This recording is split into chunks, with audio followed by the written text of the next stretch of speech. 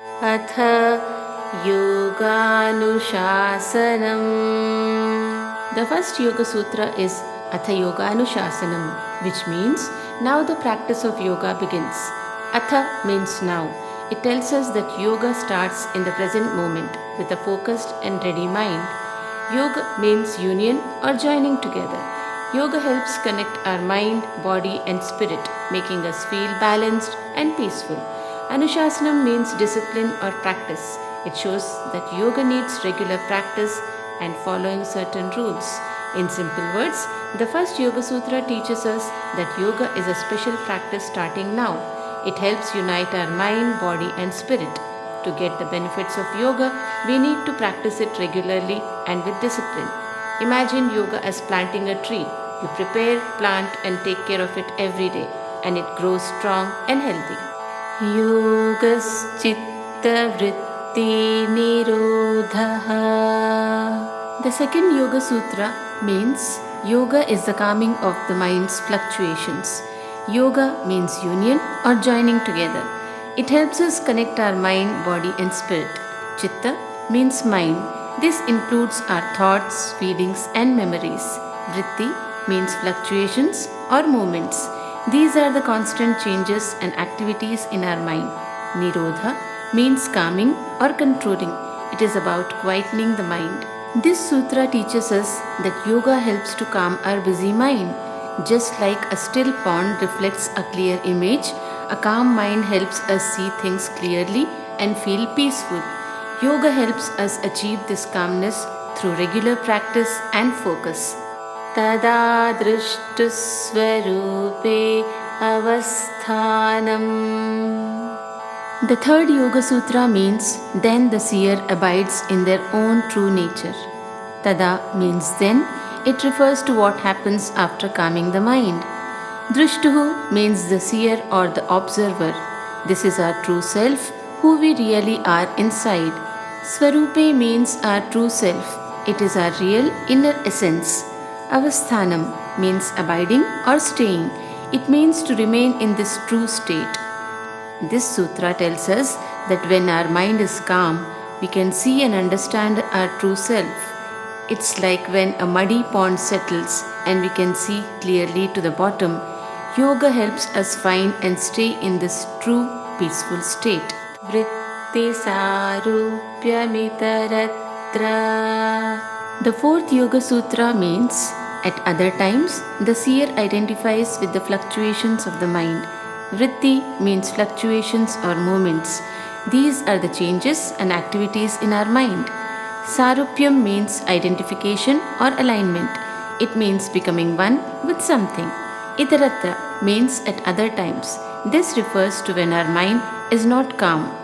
This sutra teaches us that when our mind is busy and restless, we get caught up in our thoughts and emotions. Instead of seeing our true self, we identify with these changing thoughts. It's like getting lost in a storm instead of finding calm. Yoga helps us avoid this by calming the mind so that we can see our true self clearly. Vrittayaha panchattayaha klishta klishtaha. The fifth Yoga Sutra means the mental modifications are fivefold and are either painful or non-painful. This sutra tells us that our mind can create 5 types of thoughts. These thoughts can either make us feel bad or not affect us negatively. Understanding these thought patterns helps us recognize what is going on in our minds.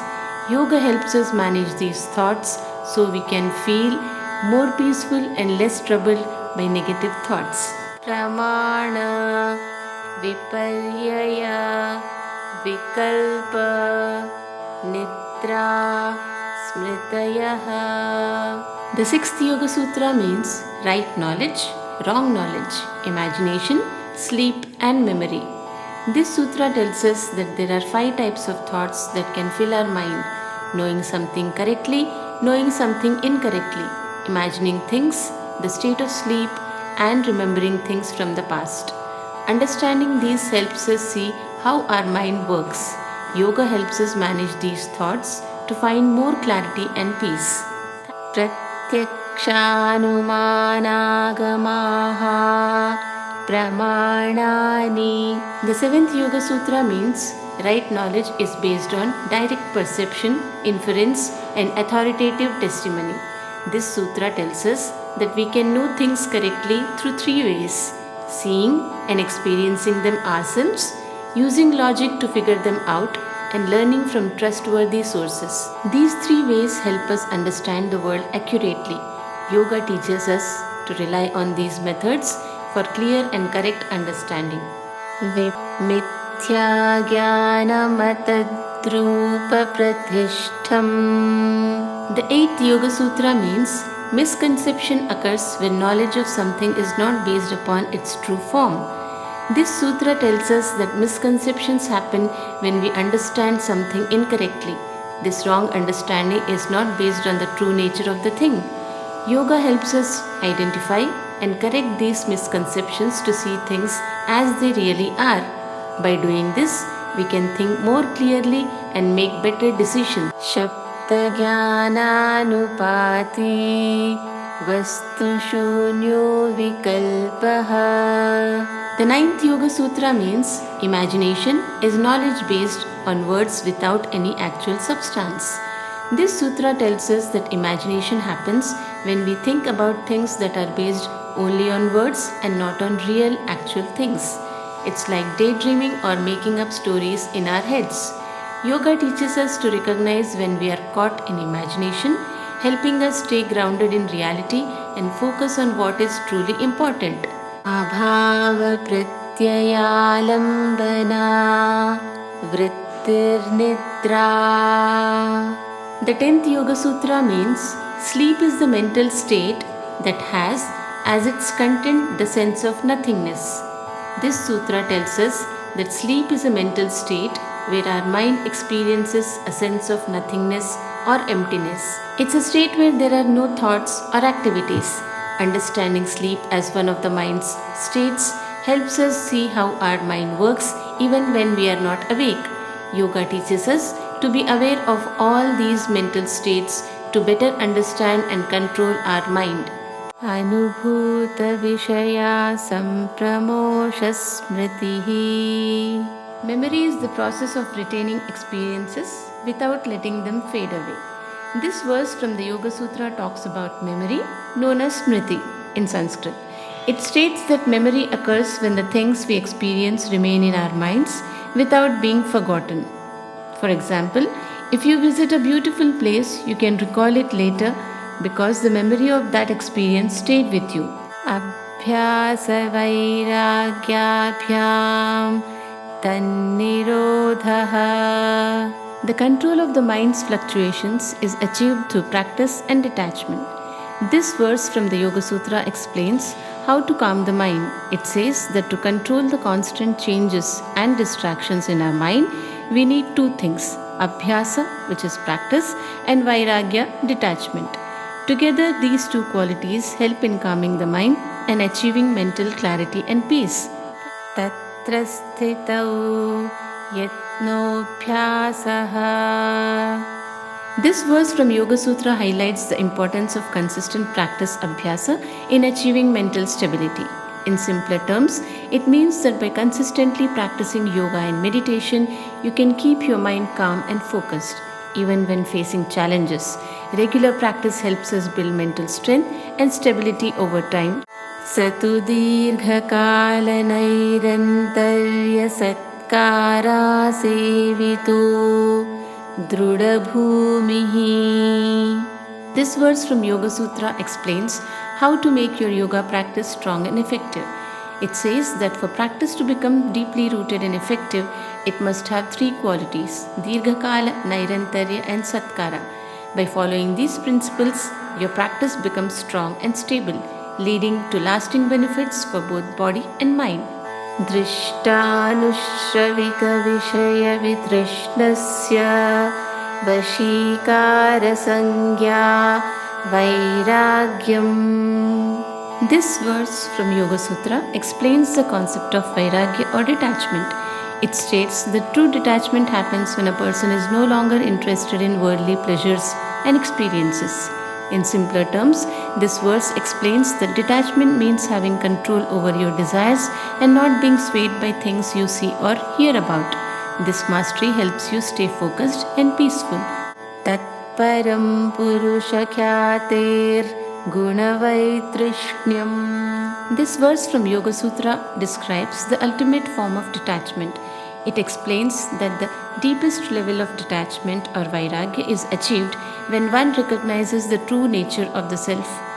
This understanding leads to a complete lack of interest in the qualities of the material world. This understanding brings profound inner peace and stability. Vitarka vicharananda smitarupanugamat sampragyataha. This verse from Yoga Sutra describes the different stages of deep meditation. In simpler words, this verse explains that achieving deep meditation involves progressing through stages of focused thinking, deeper reflection, experiencing bliss, and maintaining a subtle sense of self. This process helps in attaining a higher state of mental clarity and peace. Virama pratyayabhyasa purva sanskara sheshonyaha. This verse from Yoga Sutra discusses how to overcome the residual impressions left by past experiences through practice, that is, through cessation, mental impressions, practice, previous impressions, and remnants. Bhava pratyayo videha prakritilayanam. This verse from Yoga Sutra discusses the state of beings who have transcended physical embodiment and dissolved their material nature. In simpler terms, the verse explains that even for beings who have transcended physical existence and dissolved their material nature, there is still a subtle mental awareness or impressions of their existence. Shraddha Virya Smriti Samadhi Pragya Purvaka Itaresham. This verse from Yoga Sutra describes the preparatory stages required for achieving deep states of meditation and spiritual insight for yogis. In simpler terms, the verse explains that before attaining deep meditation and spiritual insight, yogis cultivate qualities like faith, vigor, mindfulness, concentration, and insight. These qualities lay the groundwork for their spiritual practice and eventual progress. Tivra samveganamasannaha. This verse from Yoga Sutra emphasizes the power of intense longing or urgency in spiritual practice. In simpler terms, the verse explains that when practitioners have a strong and urgent longing for spiritual growth, progress on the spiritual path becomes imminent and likely. Mrudu madhyadhimatratva tattopi visheshaha. This verse from Yoga Sutra explains that progress in spiritual practice can vary based on the intensity of one's effort. In simpler terms, this verse explains that spiritual progress depends on how intense your practice is. If you practice with mild, moderate, or intense effort, the results and progress will differ accordingly. Ishvarapranidhana. This verse from Yoga Sutra offers an alternative path to achieving spiritual progress.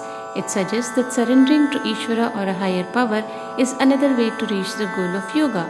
In simpler terms, the verse explains that besides intense practice, another way to make spiritual progress is by surrendering to a higher power or the divine.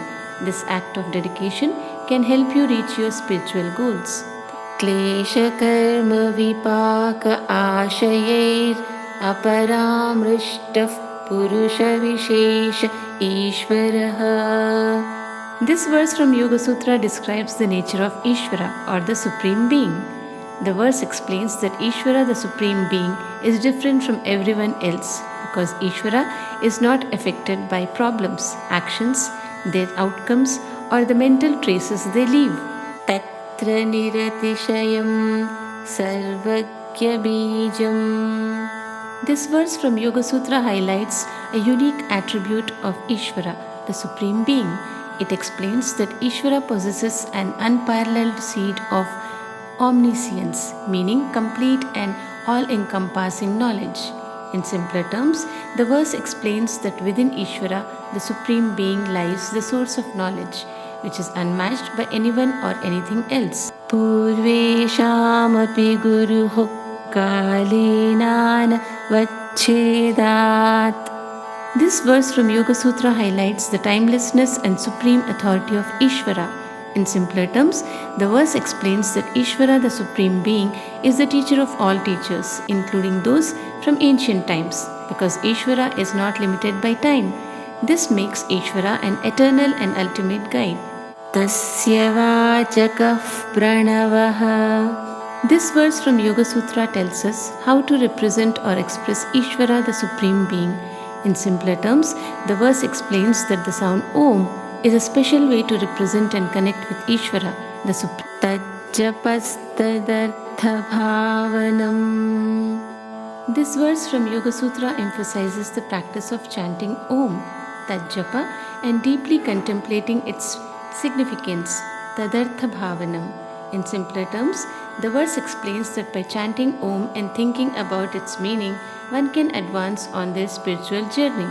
Tatah pratyak chetanadhigamopyantaraya bhavascha. This verse explains that by chanting and meditating on the sound Om, a person can achieve two important things: realization of inner consciousness and freedom from obstacles. When you practice saying Om regularly, it helps you focus and connect deeply with your inner thoughts and feelings. This practice makes it easier to overcome challenges in life and stay on the path of yoga.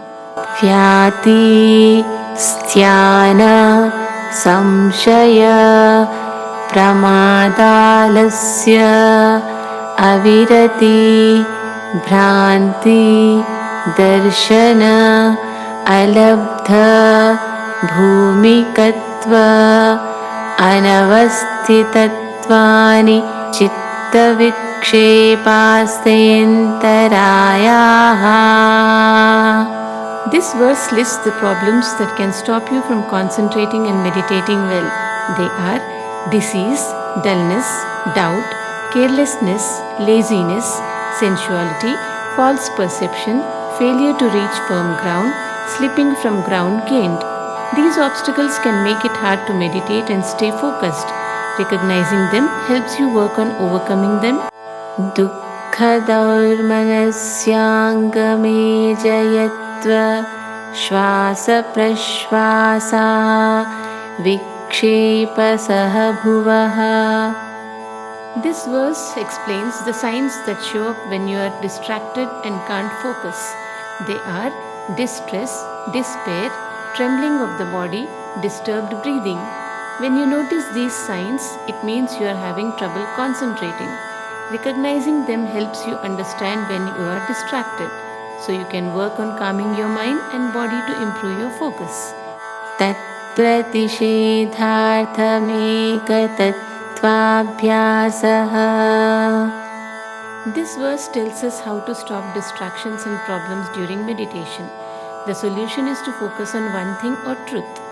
This means picking something important, like a word, an idea, or your breath, and concentrating on it deeply. By practicing this one-pointed focus, you can keep your mind from wandering and avoid the distractions that make meditation hard. It helps you stay calm and centered, making your practice more effective. Maitri karuna muditopekshanam sukha dukkha punya punya vishayanam bhavanataha chitta prasadanam. This verse teaches us how to keep our mind peaceful by practicing 4 attitudes: friendliness, maitri, compassion, karuna, delight, mudita, and indifference, upeksha. When you practice these attitudes, your mind stays calm and clear. It helps you feel better and keeps you from getting upset by things around you. Prachardana vidharanabhyam va pranasya. This verse explains that you can calm your mind by controlling your breath. It suggests 2 techniques: expulsion, which is breathing out completely, and retention, that is, holding your breath for a moment after breathing in or out. By practicing these breathing techniques, you help your mind become more peaceful and focused. This makes it easier to meditate and stay calm in everyday life. Vishayavati va pravrittirutpanna manasasthiti nibandhini. This verse tells us another way to calm the mind by focusing on something we can see, hear, or touch. Here are few examples. Sound, listening to a calming sound like a bell or music. Sight, looking at something peaceful like a candle flame or a beautiful picture. Touch, feeling something soothing like holding a soft object. By concentrating on one of these things, your mind becomes more focused and steady. This helps you stay calm and makes it easier to meditate. Vishokava Jyotishmati. This verse offers another way to calm your mind by imagining a bright, shining light that is free from sorrow. Here's how it works. Radiant light. Picture a glowing light in your mind. It could be like the sun or a shining star. Sorrowless.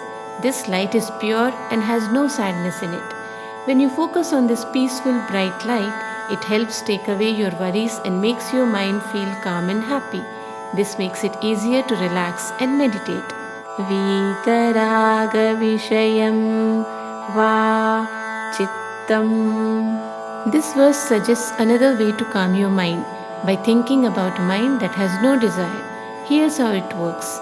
Free from desire. Imagine a mind that doesn't want anything. It is peaceful and content. Focus. Concentrate on this idea of a calm and desire-free mind. When you focus on the idea of not wanting anything, it helps your own mind feel more peaceful and less distracted. This makes it easier to meditate and stay calm. Swapna Nidra Jnanalambanam Va. This verse suggests another way to calm the mind by thinking about what you learn from your dreams or deep sleep. Here's how it works. Dreams in sleep. Remember the peaceful feelings and insights you get from your dreams or a good night's sleep. Focus. Concentrate on these calm and restful experiences. When you think about the peacefulness of dreams or deep sleep, it helps make your mind feel calm and relaxed. This makes it easier to meditate and stay focused. Yatha bhimata dhyanadva. This verse gives us another way to calm the mind by meditating on something that makes us feel good or inspired. By thinking about something that makes you feel good, your mind becomes peaceful and happy. This helps you relax, stay calm, and meditate better. Paramanu paramamahatvantosya vashikaraha. This verse tells us that a person who can control their mind can focus on anything, no matter how big or small. When you practice controlling your mind, you can pay attention to anything from the tiniest detail to the biggest idea. This helps you become very skilled at concentrating and staying calm. Kshina vritterabhijatasyiva manirgrihitra grihana grayeshu tatstatadanjanata samapatti. This verse explains that a clear and calm mind can perfectly understand and reflect anything it focuses on, like a crystal. When you practice making your mind still and clear, it becomes like a pure crystal. This helps you see things clearly and understand them better. Tatra shabdartha jnana vikalpaihi sankirna savitarka samapattihi. This verse explains a state of mind where thinking gets a bit mixed up with words, meaning, and knowledge. Sometimes, when we think, these parts get mixed together and can confuse us. It's called savitarka samapatti. This means our mind isn't fully clear and gets tangled in thoughts. Practicing meditation helps to untangle these thoughts, making the mind clearer and more focused. Smriti parishuddhau swarupa shunye varthamatra nirbhasa nirvitarka. This verse talks about a very clear state of mind. Here's how it works. Purified memory. When your memory is clear and not mixed with old thoughts, mind is empty. The mind feels empty of its own ideas. Object shines. Only the thing you are thinking about is seen clearly. In this state, called Nirvitarka Samapatti, your mind is very focused and clear, seeing things as they really are without any confusion. Etayaiva savichara nirvichara cha sukshma vishaya vyakhyata. This verse tells us about two ways the mind can be clear. With thought, savichara. Sometimes the mind is clear, but it still thinks about the details of what it's focusing on. Second, without thought, nirvichara. Other times, the mind is clear and not thinking about anything specific, just observing. These ways of focusing apply to very tiny and subtle things. Understanding and practicing these helps in achieving a very deep level of concentration and clarity. Sukshma Vishayatvam Chalinga Paryavasanam. This verse explains how the mind can focus on very tiny or subtle things. Here's how it works. Subtle focus. The mind becomes so clear and sharp that it can focus on very small details. Essence of the object. When the mind focuses this way, it starts to understand the true nature or essence of what it's looking at.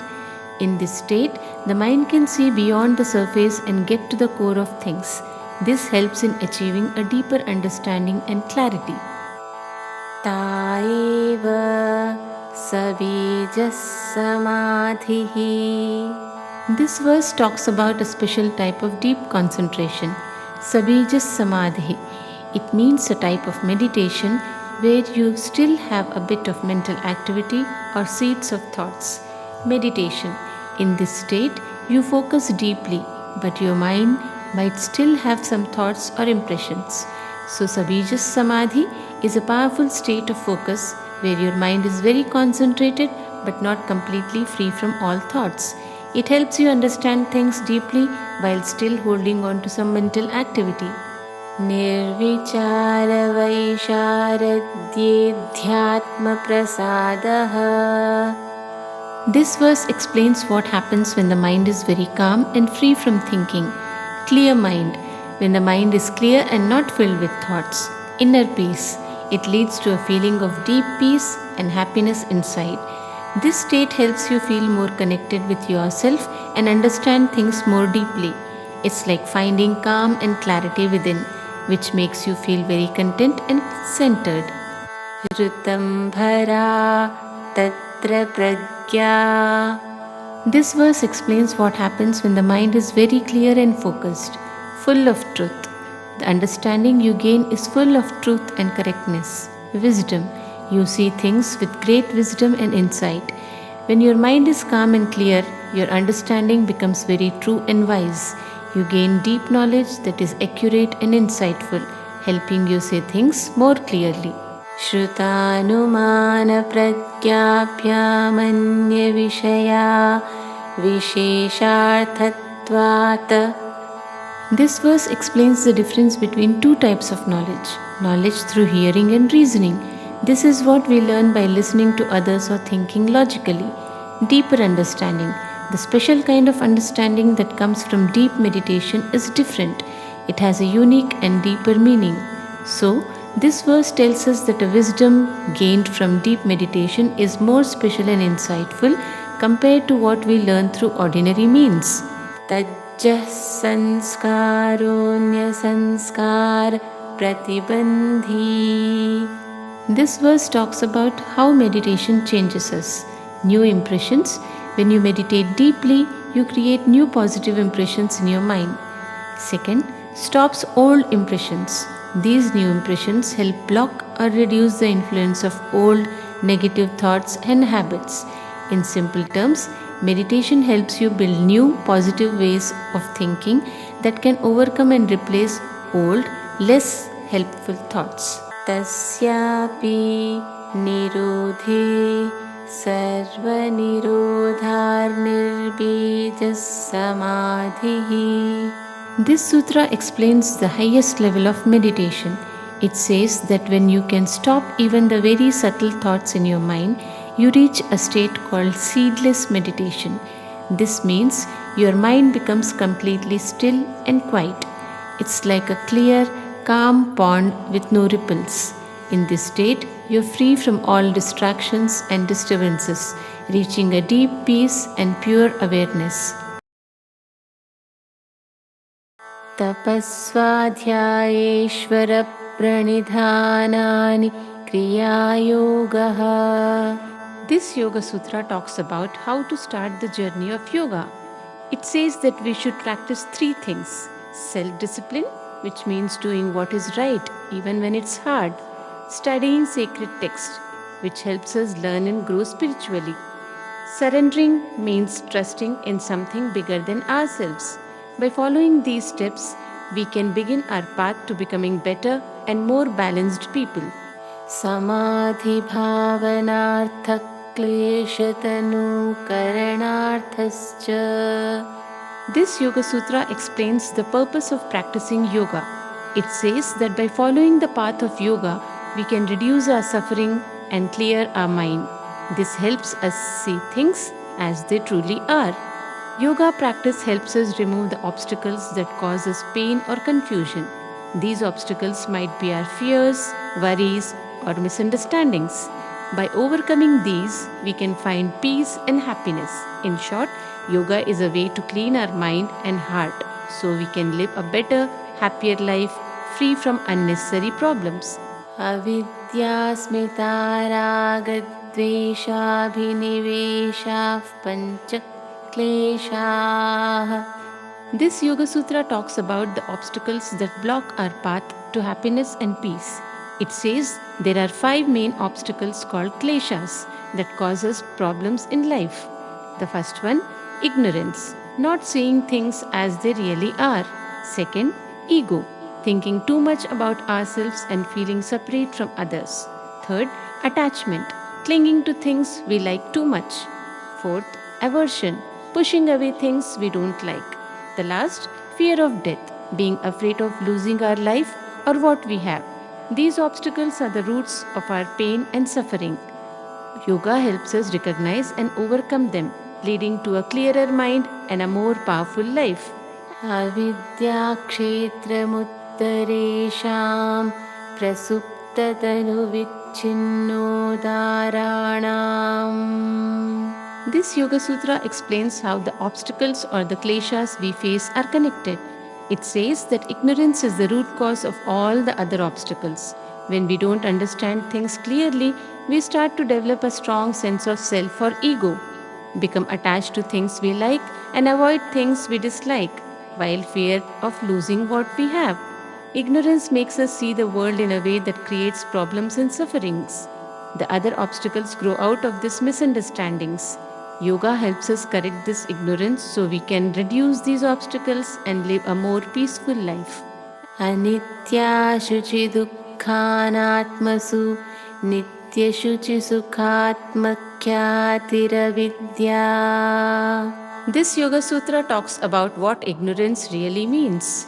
It explains that ignorance is when we confuse what is temporary with what is permanent, and when we mistake the impure for the pure, the painful for the pleasurable, and the non-self for the self. In simpler terms, ignorance is when we see things the wrong way, thinking that things that change or don't last are the most important. This wrong understanding leads us to make choices that cause us pain and suffering. Yoga helps us clear up this confusion so we can see the truth and make better choices that lead to a happier, more peaceful life. Drigdarshana Shaktyurikatmatevasmita. This sutra explains the idea of asmita, which means ego or the sense of I. It says that ego happens when we confuse the true self, the one who sees, with the mind and body, what is seen. In simple terms, it's like thinking that our thoughts, feelings, and body are who we really are, instead of recognizing that we are something deeper inside. This mix-up creates a strong sense of me and mine, which can lead to problems like selfishness or feeling separate from others. Yoga helps us realize that we are more than just our thoughts and body, which leads to a more peaceful and connected life. Sukhanushayi Ragaha. This sutra talks about raga, which means attachment. It explains that attachment is the desire or craving for things that make us feel good. When we experience pleasure or happiness, we naturally want more of it, and this creates attachment. This desire for more can cause problems because we might feel upset or unhappy when we don't get what we want. Yoga teaches us to recognize and manage our attachments so that we don't become too dependent on external things for our happiness. Instead, we learn to find peace within ourselves. Dukkhanushayi Dveshaha. This sutra explains dvesha, which means aversion or dislike. It says that aversion is the strong feeling of wanting to avoid or push away things that causes pain or discomfort. When we experience something unpleasant, we develop a dislike for it and try to stay away from it in the future. This reaction can lead to problems because it makes us focus too much on avoiding discomfort, which can limit our experiences and cause unnecessary stress. Yoga helps us manage these feelings of aversion so that we can approach life with more balance and less fear, finding peace even in challenging situations. Swarasavahi vidushopi tatha rudhobhiniveshaha. This verse explains that the fear of death, known as abhinivesha, is a natural feeling that even wise people experience. Here's what it means: clinging to life. Everyone, even those who understand life deeply, has a natural desire to stay alive, flowing by its own force. This fear of losing life is strong and seems to happen automatically. Even though this fear is natural, practicing yoga helps us understand and manage it better, allowing us to live more peacefully without being controlled by it. Te prati prasavaheya sukshmaha. This verse explains how to deal with the subtle obstacles in our mind, like hidden fears or desires. Here's what it means: subtle thoughts. These are tiny, deep-rooted thoughts that we might not even notice but can still affect us. Tracing them back. To get rid of these thoughts, we need to understand where they come from. Yoga teaches us to dig deep into our minds, find the source of these thoughts, and remove them. This helps us clear our minds and stay peaceful. Dhyana heyastadvrittayaha. This verse explains how meditation can help us manage and remove unwanted thoughts and feelings. Here's what it means: mental patterns. These are the thoughts, emotions, and habits that keep repeating in our minds, eliminated through meditation. By practicing meditation, we can calm these patterns and eventually let go of them.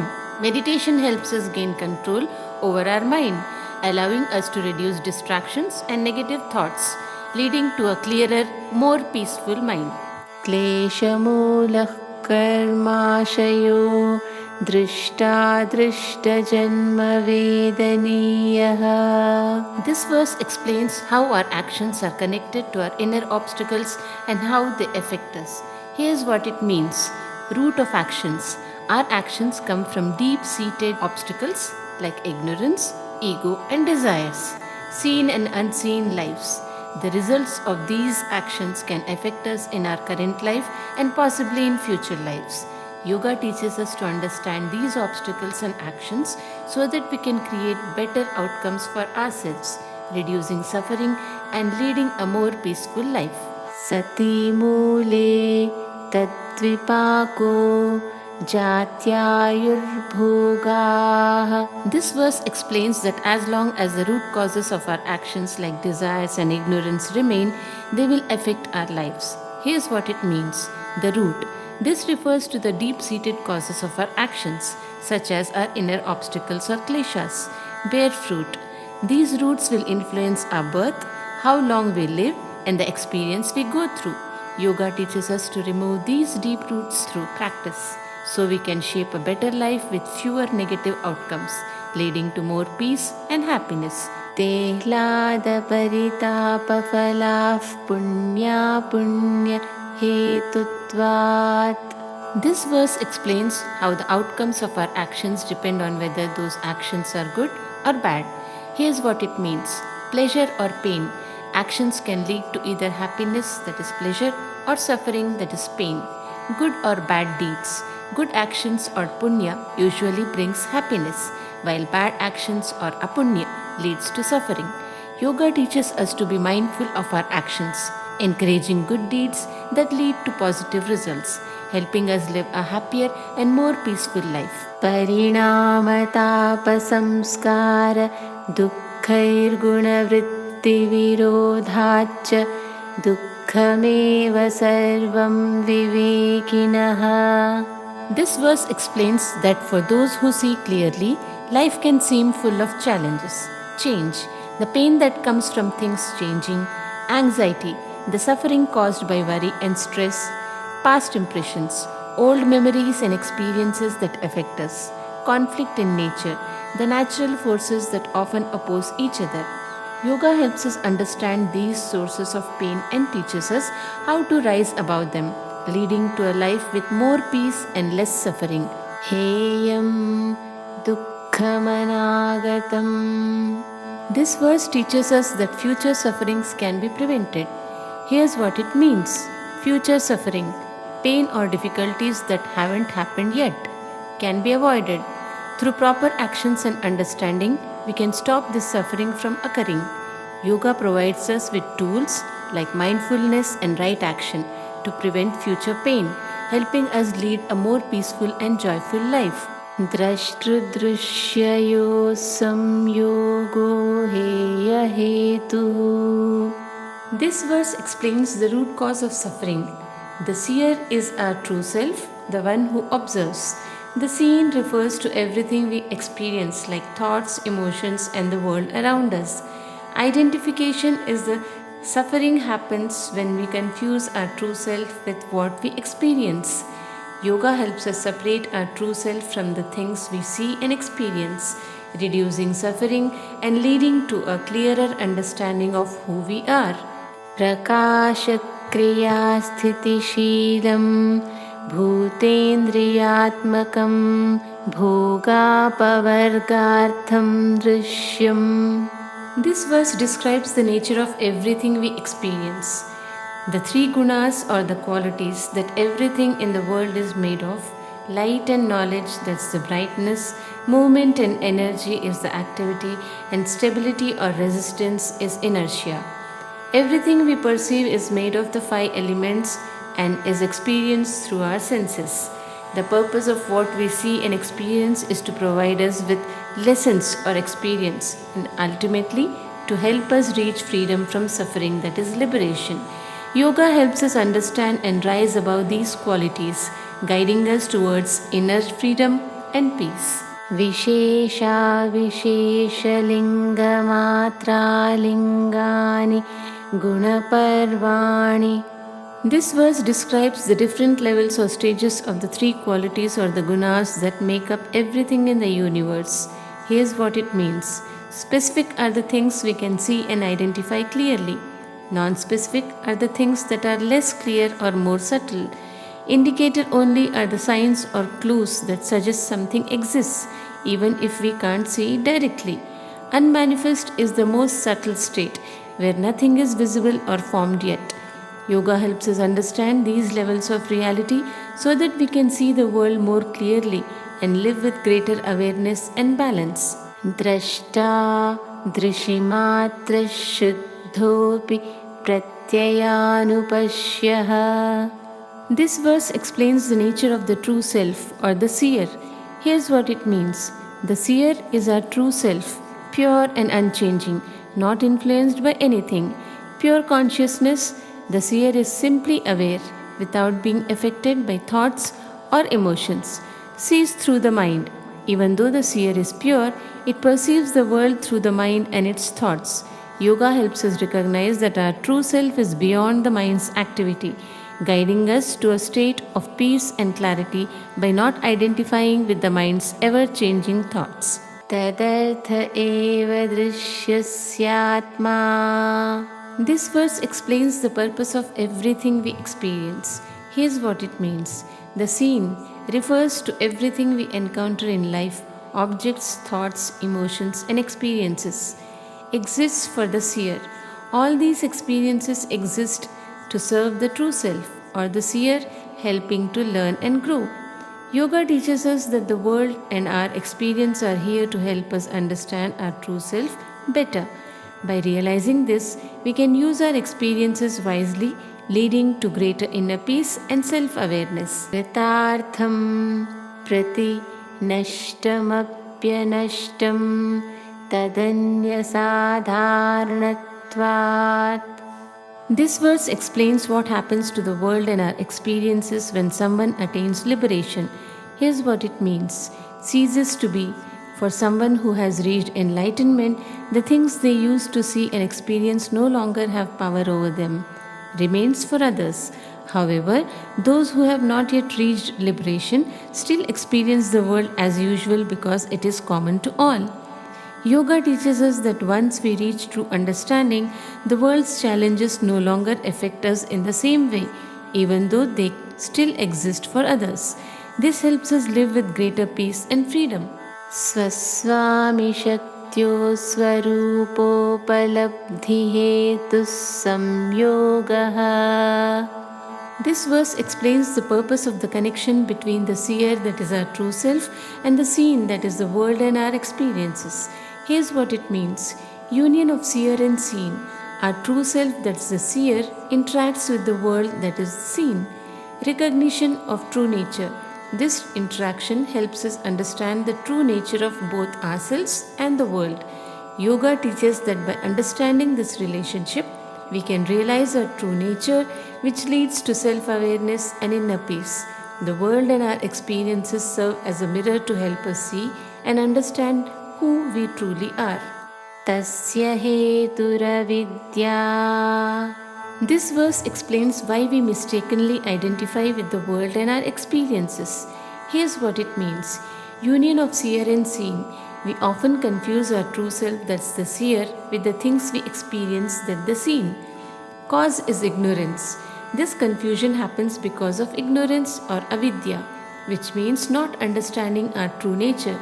Yoga teaches us that overcoming ignorance through knowledge and practice helps us see our true self clearly, freeing us from unnecessary suffering and leading us to a more peaceful life. Tadabhavat samyoga bhavo hanam tadrishyah Kaivalyam. This verse explains how we can achieve liberation by removing ignorance. Here's what it means. Ignorance removed.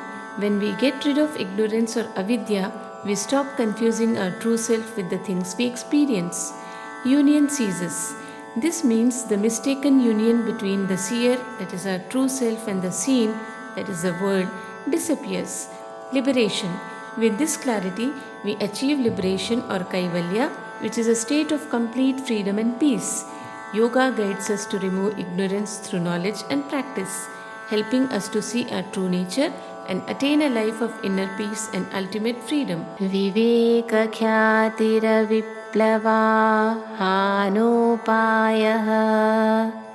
This verse explains the key to achieving freedom from suffering. Here's what it means. Discernment. This means the ability to see things clearly and distinguish between what is real, that is our true self, and what is not, that is the external world and experiences. Unwavering is our understanding, must be steady and consistent, without any doubt or confusion.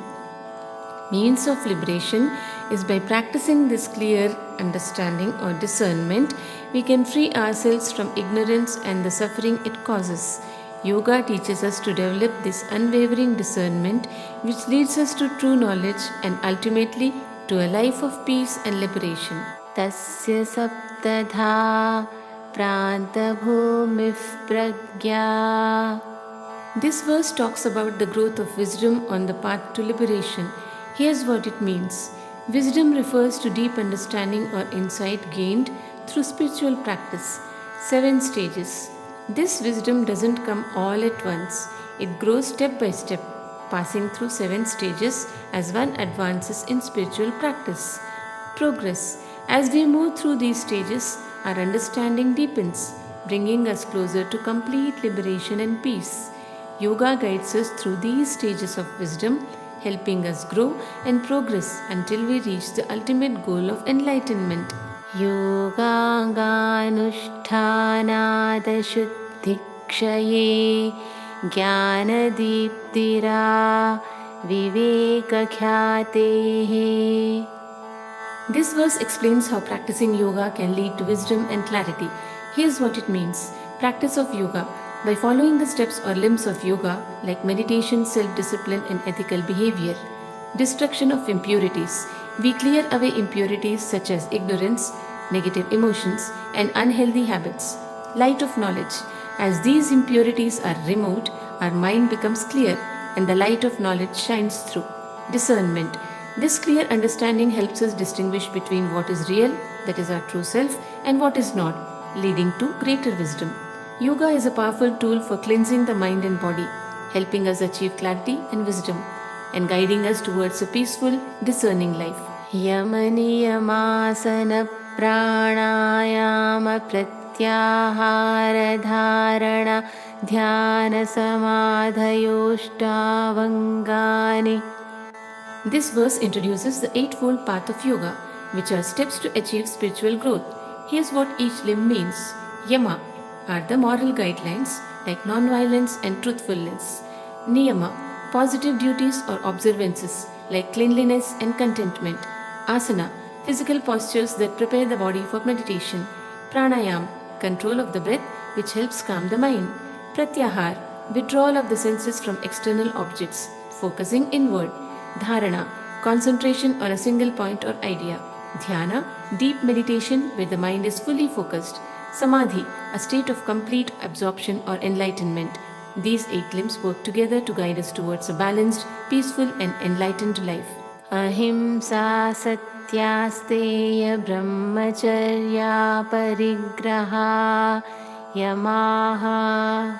This verse lists the 5 yamas, which are ethical guidelines for living a virtuous life. Here's what each one means. Ahimsa or non-violence, being kind and not causing harm to others in thoughts, words or actions. Satya, that is truthfulness, always speaking the truth and being honest in your actions. Asteya, non-stealing, not taking what doesn't belong to you, including material things, ideas or time. Brahmacharya or celibacy or self-control, using your energy wisely and practicing self-discipline, especially in relation to desires. Aparigraha or non-possessiveness, not being greedy or overly attached to things, and living simply. These yamas help guide us to live a life of integrity, peace and harmony with others, forming the foundation for spiritual growth in yoga. Jati desha kala samayanavachinna sarvabhauma mahavratam. This verse emphasizes that the yamas or the ethical guidelines are universal principles. Here's what it means. Universal vows. The yamas apply to everyone, regardless of who they are, where they are, when it is, or the situation. Not limited. These guidelines are not bound by any specific conditions and should be followed by everyone at all times. Great vows. Because of their universal nature, the yamas are considered great vows or the Mahavratam that guide our actions throughout life. Yoga teaches that these ethical principles are important for everyone, everywhere and at all times, helping us live in harmony with others and ourselves. Shaucha santosha tapas svadhyaya Ishvarapranidhanani niyamaha. This verse lists the 5 niyamas, which are personal practices that help guide our behavior and mindset. Here's what each one means. Saucha or cleanliness, keeping both our body and mind clean, free from clutter and negativity. Santosha or contentment, being satisfied with what we have and finding peace in the present moment. Tapa or discipline, practicing self-discipline and perseverance in our spiritual and daily practices. Svadhyaya or self-study, studying sacred texts and reflecting on ourselves to gain deeper understanding. Ishvarapranidhana or surrender to God, trusting in a higher power, and dedicating our actions to a greater purpose. These niyamas help us cultivate inner peace, discipline, and a deeper connection to our true self, forming an essential part of the path to spiritual growth in yoga. Vitarkabadhane Pratipakshabhavanam. This verse offers a practical tool for dealing with negative thoughts and emotions. Here's what it means. Negative thoughts or vitarka. When harmful or troubling thoughts arise in the mind, like anger, jealousy, or fear, cultivate the opposite or pratipaksha bhavanam. Instead of letting these negative thoughts take over, we should focus on their positive opposites, like thinking of kindness when feeling angry or compassion when feeling jealous. Yoga teaches that by consciously replacing negative thoughts with positive ones, we can create a more peaceful and balanced state of mind, leading to better emotional well-being and spiritual growth. Vitarka himsadaya कृतकारितानुमोदिता लोभक्रोधमोहपूर्वका मृदुमध्याधिमात्रा दुःखाज्ञानानन्तफला इति प्रतिपक्षभावनम्. This verse emphasizes the need to counter negative thoughts. Negative thoughts arise from greed, anger, or confusion. These thoughts lead to suffering, whether mild, moderate, or intense. To overcome this, we should replace negative thoughts with positive and opposite ones. Yoga teaches that changing harmful thinking patterns with positive ones leads to inner peace and reduces suffering. Ahimsa pratisthayam tatsannidhau vairattyagaha. This verse highlights the power of practicing non-violence or ahimsa. Here's what it means. Non-violence or ahimsa, when someone practices this consistently, they avoid causing harm in thought, word, or action. Firmly established, when this practice becomes a solid part of who they are, deeply ingrained in their behavior and mindset, hostility ceases. The presence of such a person naturally calms others, reducing feelings of anger, hatred, or violence around them.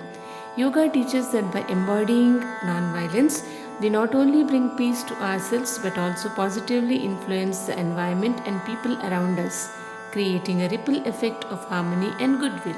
Satya pratisthayam kriya phalashrayatvam. This verse emphasizes the importance of truthfulness or satya and its profound impact. Here's what it means. Truthfulness or satya.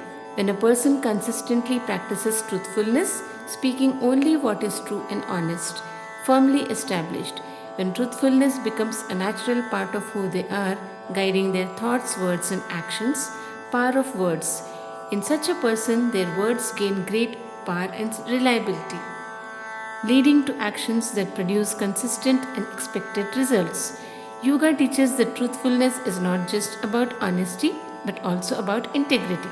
When we are truthful in all aspects of life, our actions align with our words, creating trust and dependability in everything we do.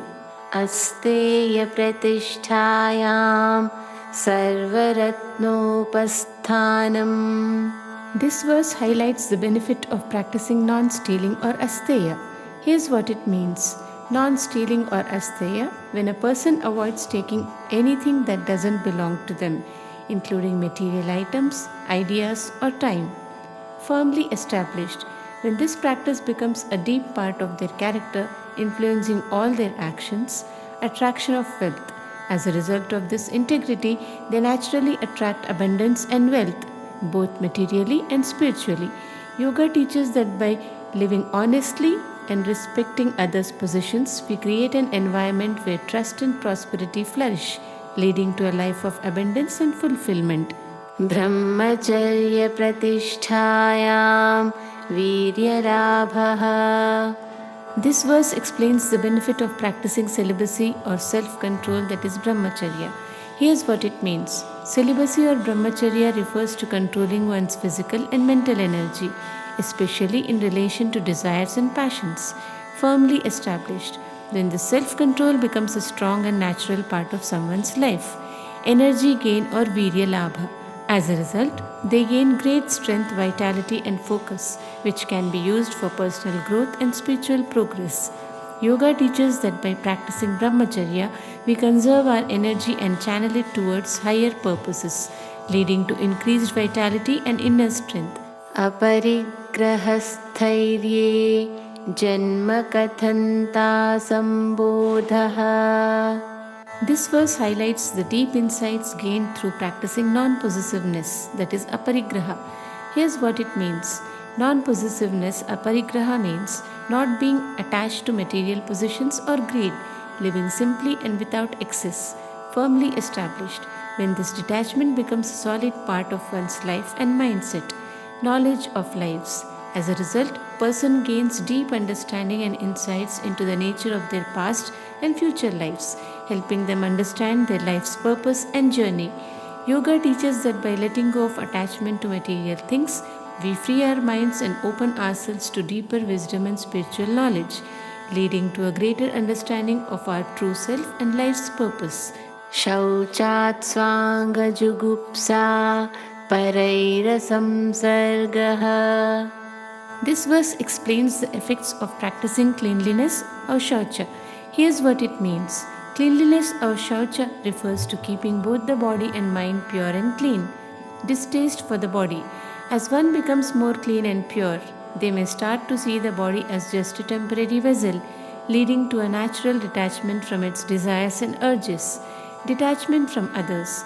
This purity also leads to less attachment to the physical presence of others, helping one focus on their inner spiritual journey. Yoga teaches that cleanliness is not just about physical hygiene but also about cultivating purity of mind and spirit.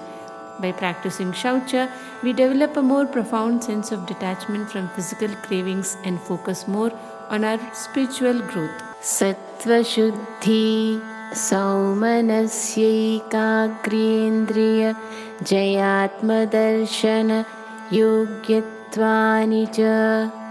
This verse describes the benefit of mental purity. When the mind is clean and pure, free from negativity and distractions, a pure mind leads to a joyful and positive attitude.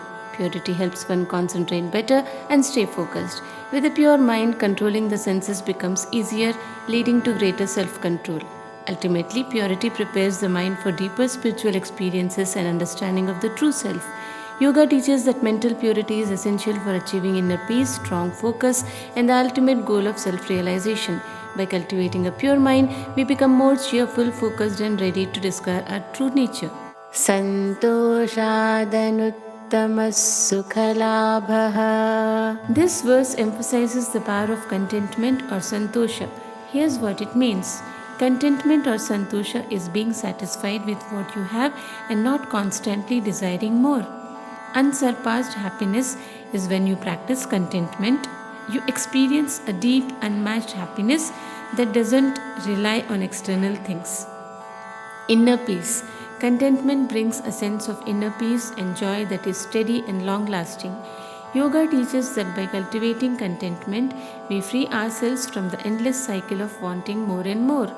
This inner satisfaction leads to a profound happiness that is not dependent on external circumstances, making life more joyful and peaceful. Kayendriya siddhira shuddhi kshayat tapasaha. This verse highlights the benefits of practicing discipline or tapas. Here's what it means. Discipline or tapas refers to self-discipline and enduring challenges to purify oneself. Destruction of impurities. Through discipline, both physical and mental impurities are eliminated. Perfection of body and senses. As a result, the body and senses become stronger, more refined, and capable of performing at their best. Yoga teaches that through consistent self-discipline, we cleanse our body and mind of impurities, leading to enhanced physical abilities and sharper senses. This purification helps us achieve greater control over our bodies and deeper awareness of our surroundings. Svadhyaya devata samprayogaha. This verse explains the power of self-study or Svadhyaya. Here's what it means. Self-study or Svadhyaya refers to studying sacred texts, reflecting on oneself, and engaging in spiritual practices. Chosen deity or Ishtadevata. It could be any deity or higher power that one feels a connection with. Union. By regularly practicing self study, a person deepens their spiritual connection and may experience a closer relationships with their chosen deity. Yoga teaches that by dedicating time to self study, we not only gain knowledge but also develop a deeper spiritual connection. This connection can bring a sense of guidance, support, and fulfillment on the spiritual path. Samadhi Ishvarapranidhanat. This verse explains the importance of surrendering to a higher power or Ishvarapranidhana. Here's what it means: surrender to God or Ishvarapranidhana. This means dedicating one's actions, thoughts, and life to a higher power or God, trusting in divine guidance. Perfection of meditation or Samadhi Siddhi. Through this surrender, one can achieve a deep, focused state of meditation where the mind becomes completely still and peaceful. Spiritual growth. This practice helps in letting go of ego and control, allowing a person to experience a deeper connection with the divine. Yoga teaches that by surrendering to a higher power, we can attain deeper levels of meditation and spiritual insight, leading to a state of peace and unity with the divine. Sthira Sukhamasanam. This verse defines the ideal yoga posture or asana. Here's what it means: steady or sthira. The posture should be stable and firm, providing a strong foundation. Comfortable or sukham. At the same time, the posture should be relaxed and comfortable, allowing the body to be at ease. Balance. Yoga postures are not just about physical alignment but also about finding a balance between effort and relaxation. Yoga teaches that when a posture is both steady and comfortable, it creates a perfect environment for meditation and deeper spiritual practices. This balance helps in achieving both physical and mental calmness, which is essential for progressing in yoga. Prayatna-shaithilyananta-samapatibhyam. This verse explains how to perfect a yoga posture or asana. Here's what it means: relaxing effort or prayatna shaithilya. Instead of forcing the body into a posture, one should gently ease into it, allowing the body to find its natural position without strain. Meditating on the infinite, Ananta Samapatti. While in the posture, focusing the mind on the limitless, such as the concept of infinity or the vast, open space, helps to deepen the practice. Perfecting the posture. By combining relaxation and a focused mind, the posture becomes stable and comfortable, leading to a state of inner calm. Yoga teaches that when we let go of effort and focus on the vastness of the mind, we can achieve a state of ease and steadiness in our postures, allowing for a more profound and peaceful practice. Tato dvandvanabhighatah. This verse explains the benefit of mastering a yoga posture or asana. Here's what it means: dualities or dvandva. These are the pairs of opposites we experience in life, like hot and cold, pleasure and pain, or success and failure. No disturbance or anabhighatah. When the body and mind are steady and calm, these opposites no longer cause discomfort or distraction. Inner balance. Mastering posture helps in maintaining peace and balance, no matter the external conditions. Yoga teaches that by perfecting our physical posture and calming the mind, we can rise above the distractions and disturbances of life's opposites. This leads to a state of inner stability and tranquility.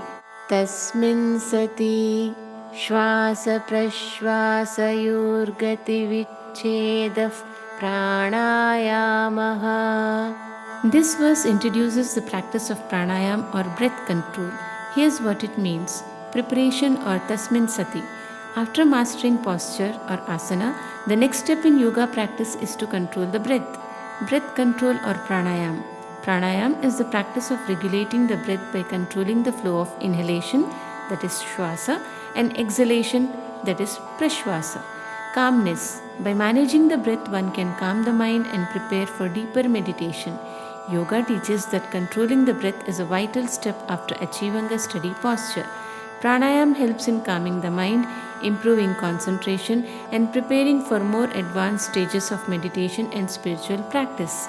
Bahyabhyantarastambha vrittirdesha kala sankhyami paridrishto dirghasukshmaha.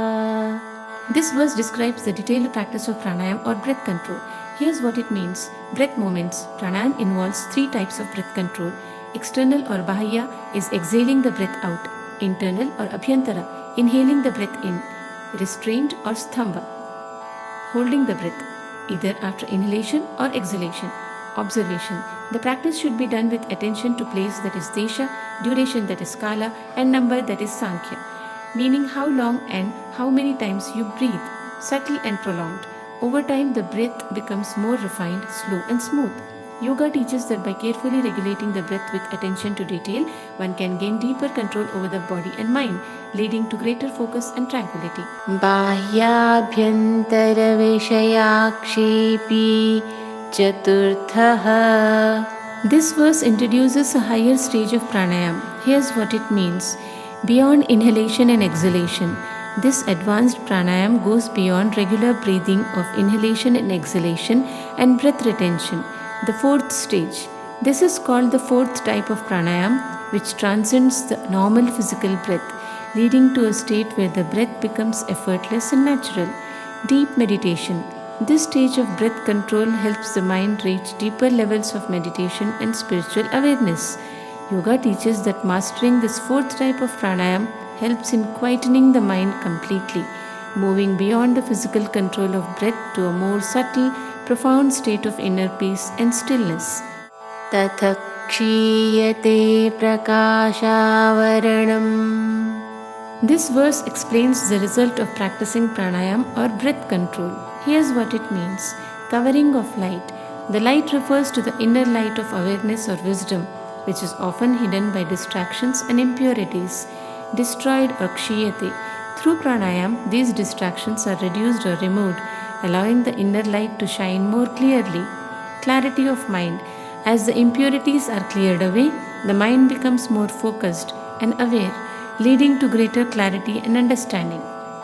Yoga teaches that by mastering breath control, the obstacles that cloud our inner awareness are removed, revealing the true nature of self and leading to a deeper sense of clarity and peace. Dharana sucha yogyata manasaha. This verse explains the benefit of pranayam or breath control for the mind. Here's what it means. Mind's fitness. Through consistent practice of pranayam, the mind becomes prepared and capable of focusing. Concentration or dharana. The mind is better able to concentrate on a single point or object, which is essential for deeper stages of meditation. Mental readiness. Pranayam helps in calming and stabilizing the mind, making it ready for higher practices like dharana, where sustained focus is required. Yoga teaches that by practicing breath control, the mind becomes calm, steady, and ready for deeper concentration, leading to a more profound, effective meditation practice. Svavishaya samprayoge chittasvarupanukara ivendriyanam pratyaharaha. This verse describes the concept of pratyahara, the fifth limb of yoga. Here's what it means. Sense withdrawal. Pratyahara is the process of withdrawing the senses from their usual distractions like sights and sounds, so they no longer pull the mind outward. Imitating the mind. The senses start to align with the mind's inward focus, helping the mind stay calm and centered. Inner focus. This practice allows the practitioner to turn attention inward, setting the stage for deeper meditation. Yoga teaches that pratyahara is an essential step in moving away from external distractions and developing a deeper, more focused inner awareness. It helps in gaining control over the senses, leading to greater peace and concentration. Tatah paramavashyatendriyanam. This verse explains the result of practicing pratyahara or the sense withdrawal. Here's what it means. Complete control.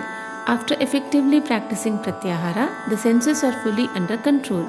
Inner focus. The senses no longer distract the mind with external stimuli, allowing for deeper concentration and meditation. Peace and mastery. This control leads to greater inner peace and mastery over the mind and senses. Yoga teaches that mastering pratyahara results in full concentration or control over the senses, helping you focus inwardly and achieve a state of calm and concentration. Deshabandhaschitta tasya dharana. This sutra tells us about the first step in deep meditation called dharana. Dharana means focusing your mind on one thing. It's like when you watch your favorite show and don't think about anything else. In yoga, we train our mind to stay fixed on one point, which could be a place, a thought, or even our breath. This helps to calm the mind and prepare for deeper levels of meditation. By practicing dharana, we learn to control our thoughts and focus better, making our minds stronger and more peaceful. Tatra pratyayikatanata dhyanam. This sutra talks about the next step after concentration, which is called dhyana or meditation. It means keeping your mind focused on one thing without getting distracted. Imagine you are staring at a candle flame and your mind is completely focused on it. You're not thinking about anything else, just the flame. Dhyana is when the mind flows smoothly towards the object, like a river flowing without stopping. It helps in calming the mind and going deeper into meditation, making you feel peaceful and focused. Tadevarthamatra nirbhasam swarupashunyamiva samadhi. This sutra explains the highest level of meditation called Samadhi. In Samadhi, you become so focused on one thing that you forget everything else, including yourself. It's like when you are so deep into a book that you don't even notice the time passing. In Samadhi, the mind becomes completely one with the object of meditation. There are no distractions, no thoughts about yourself, just the pure experience of that one thing. This is the deepest state of meditation, where you feel complete peace and oneness with everything. Trayamekatra Sanyamaha. This sutra explains that when you combine three important steps, dharana, dhyana and samadhi, it's called sanyama. Think of it like a team. Dharana, dhyana and samadhi work together to help you reach deep meditation. First you concentrate, then meditate, and finally in samadhi you become one with your focus. When all three happen at the same time, that's sanyama, a powerful way to understand things deeply and stay calm and peaceful. Tajjayat pragyalokaha. This sutra tells us that when you master sanyama, the combination of focus, meditation and complete absorption, you gain special knowledge and wisdom. It's like turning on a light in a dark room. You can suddenly see and understand things more clearly. Through sanyama, your mind becomes so calm and clear that you start understanding deep truths about life.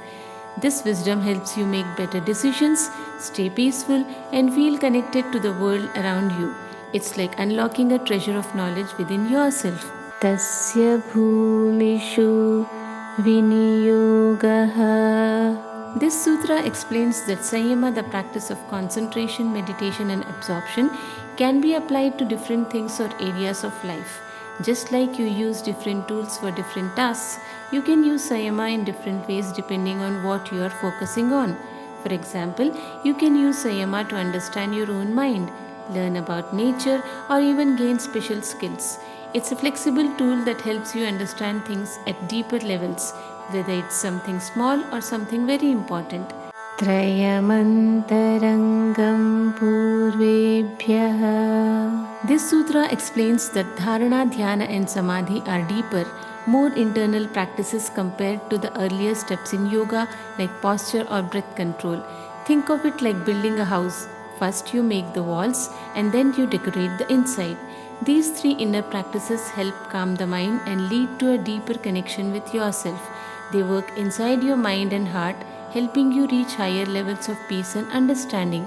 Tadapi bahirangam nirbijasya. This sutra tells us that even though dharana, dhyana and samadhi are deep practices, they're still not the final step.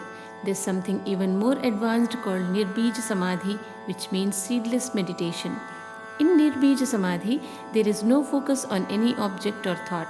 It's a state beyond the mind. It's like when the mind is completely still and there are no more thoughts or distractions left. This is the highest level of meditation where you experience pure peace and freedom. Vyuthana nirodha samskarayorabhi bhava pradurbhavau निरोधक्षणचित्तान्वयो निरोधपरिणामः. This sutra explains how the mind can change through practice. There are two types of impressions in the mind: distractions and restraint. In Nirodha Parinama, the calm, focused thoughts start to win over the distractions. It's like learning to ride a bike. At first, you wobble a lot, but with practice, you stay steady. When the mind stays focused more often, it starts to change and becomes peaceful. This process of turning distractions into calmness helps you reach a deeper state of meditation. Tasya prashantavahita sanskarat. This sutra explains that when you keep practicing, focusing your mind and staying calm, it creates deep impressions called sanskaras. These impressions are like footprints in the sand. They stay in your mind and make it easier to be peaceful next time. The more you practice, the more your mind flows calmly without being disturbed by distractions. It's like learning to swim. After practicing, you can glide through the water smoothly. Similarly, through practice, peace becomes natural and continuous in your life. Sarvarthataikagratayoho Khyatibharedwaj Chittasya Samadhi Parinamaha. This sutra explains how the mind changes as we practice meditation. At first, the mind is full of distractions, like trying to watch a movie while lots of people are talking around you. But through practice, these distractions slowly start to fade away, and your focus becomes sharper and clearer. When the mind stops being pulled in many directions and focuses on just one thing, that's called Samadhi Parinama, the change towards a peaceful, focused mind. This transformation makes it easier to stay calm and focused, helping you reach deeper levels of meditation. Tatah punah shantoditau tulya pratyayau chittasyaikagrata parinamaha. This sutra explains that as we practice focusing the mind, a special change happens. Both new thoughts and old thoughts become calm and balanced. It's like learning to balance on a seesaw. When both sides are equal, you can stay steady. In this state, the mind becomes one-pointed, meaning it focuses on one thing without being disturbed. This transformation helps you keep your attention steady. Whether new thoughts come or old ones fade away, it brings a deep sense of calm and helps you stay focused during meditation.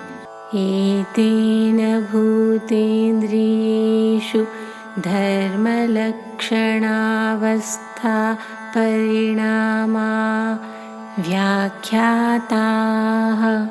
This sutra explains that just like the mind changes through practice, everything in nature, including the elements and our senses, also go through changes. These changes happen in three ways: characteristics, time, and condition. It's like how a seed grows into a tree. First, it's a seed, then it grows over time, and finally it becomes a tree. Similarly, the elements and senses are always transforming, and this sutra helps us understand these natural changes more deeply. Shantodita vyapadeshya dharmanupati dharmi. This sutra explains that everything in nature called the dharmi or object goes through changes. These changes can be in three forms: dormant, not visible yet; active, happening now, or yet to come, will happen in the future. It's like a flower. First it's just a bud, then it blooms, and later it will wilt. All objects follow these stages of change. This sutra helps us understand that everything in life, including ourselves, goes through these phases as part of natural growth and transformation. Kramanyatva parinamanyatve hetuhu. This sutra explains that the reason things change in different ways is because they follow different sequences or steps. Everything changes over time, but the way things change depends on the order of events, like how a caterpillar turns into a butterfly through stages. For example, a fruit ripens in stages. It's first green, then slowly turns yellow or red. The order of these changes or sequence is what makes the fruit ripen. In the same way, everything in life follows a sequence of changes, and that's what causes different transformations. परिणामत्रयसंयमादतीतानागतज्ञानम्. This sutra explains that when you deeply focus on the three types of transformations, changes in nature, time, and conditions, you can understand how things were in the past and how they will be in the future.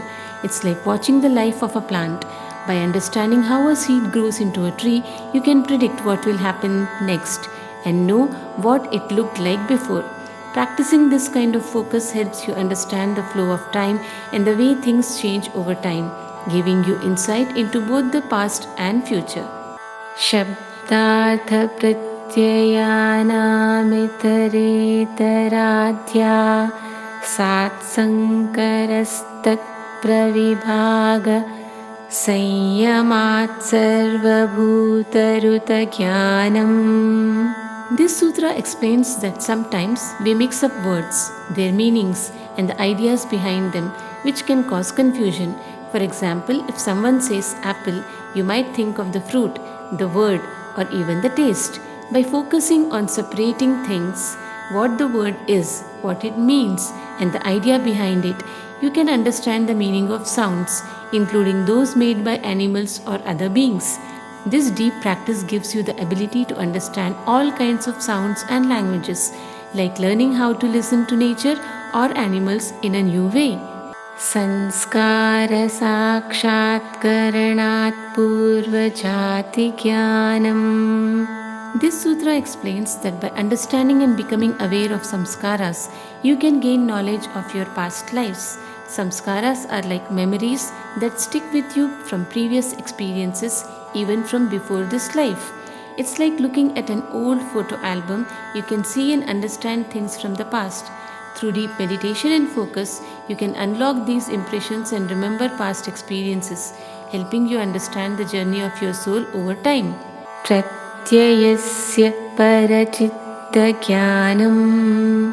This sutra explains that by focusing deeply on the thoughts or mental impressions of others, you can understand what's going on in their minds. Pratyaya refers to the thoughts or ideas that come to someone's mind. It's like being able to tell how a friend is feeling by just looking at their face or hearing their voice. Through deep meditation and practice, you can become so focused that you start understanding the thoughts and feelings of other people, almost like you can read their mind without them saying anything. Na cha tat salambanam tasya vishayi bhutatvat.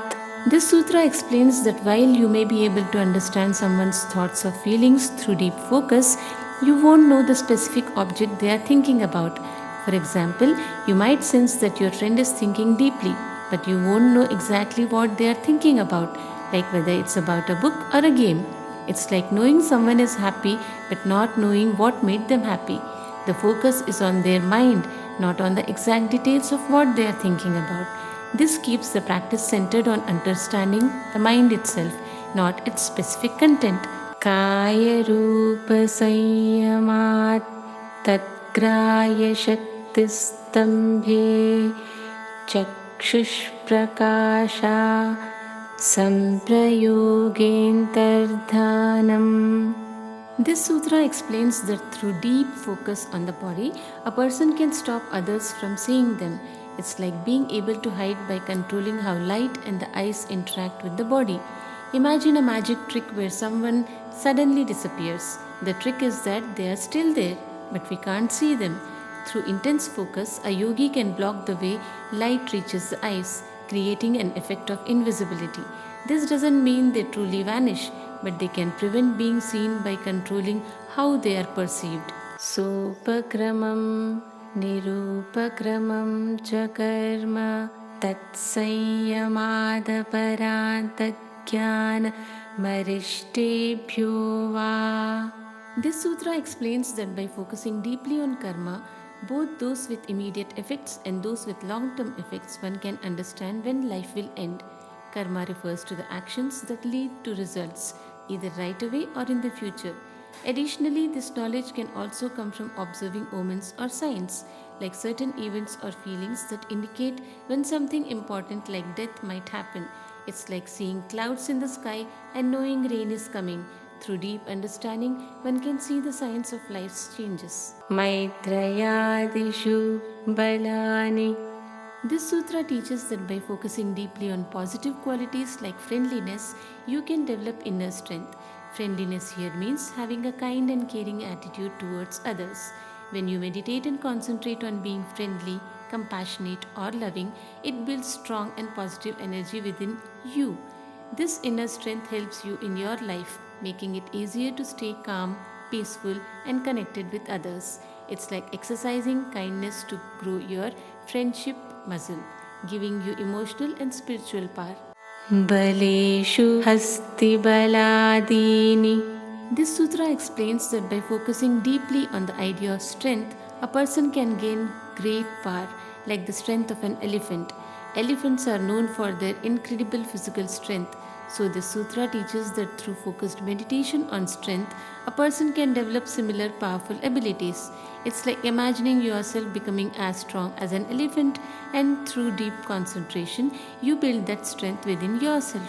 This practice helps you unlock hidden potential and become physically and mentally strong. Pravrittaya lokanyasat sukshma vyavahita viprakrishta jnanam. This sutra explains that by concentrating deeply on the flow of events and focusing your awareness, you can gain knowledge of things that are very small, hidden, or far away.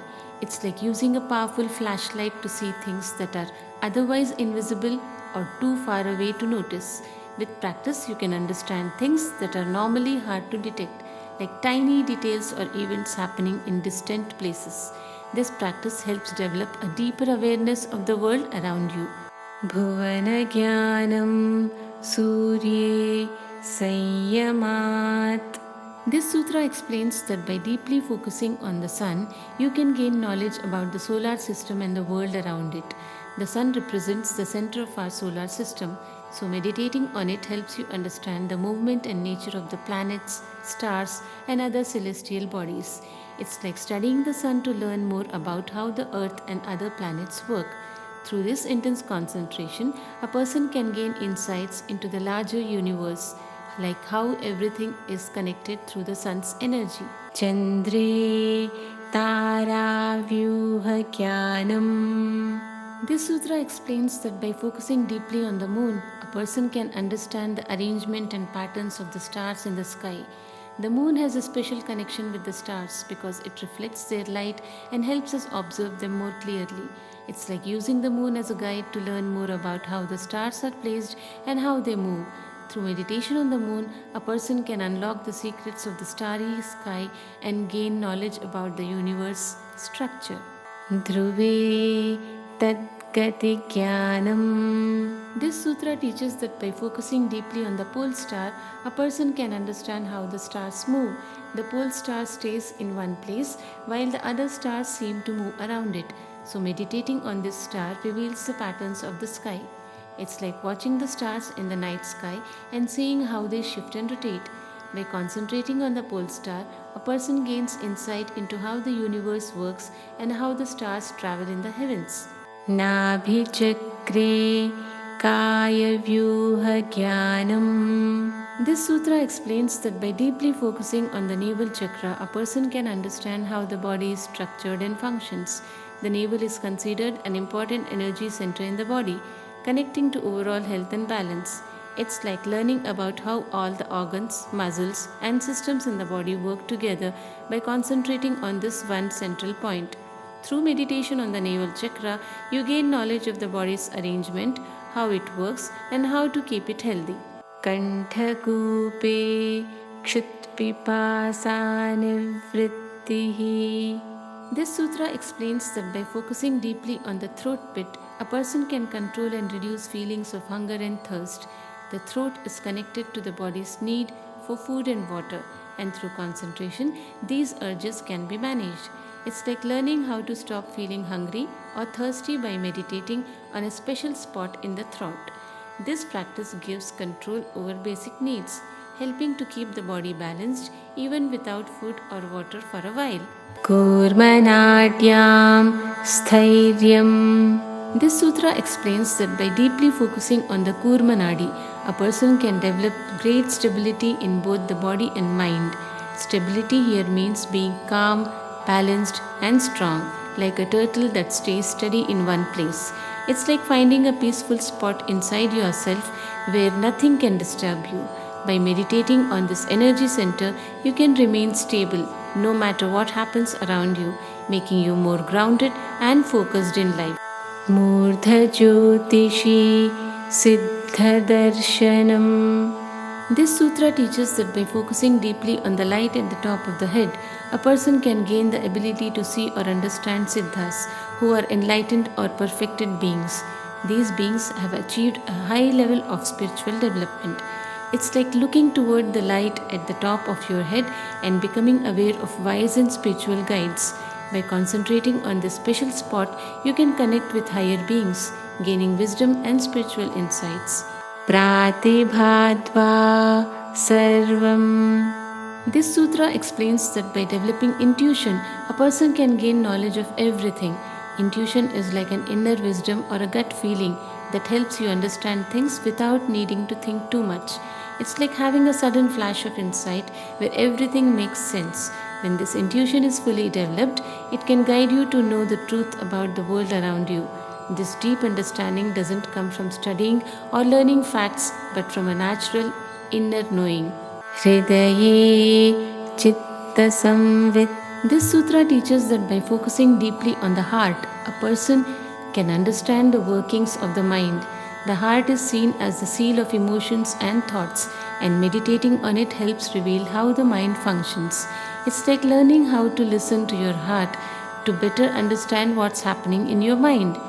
By concentrating on the heart, you gain insight into your thoughts, feelings, and overall mental state, helping you know yourself better and achieve inner balance. Sattva Purushayoratyanta Sankirnayoh Pratyaya Vishesho Bhogah Pararthatvat Swartha Sanyamat Purusha Gyanam. This sutra explains that our mind and our true self often get mixed up, causing us to experience things like happiness, sadness, and other emotions.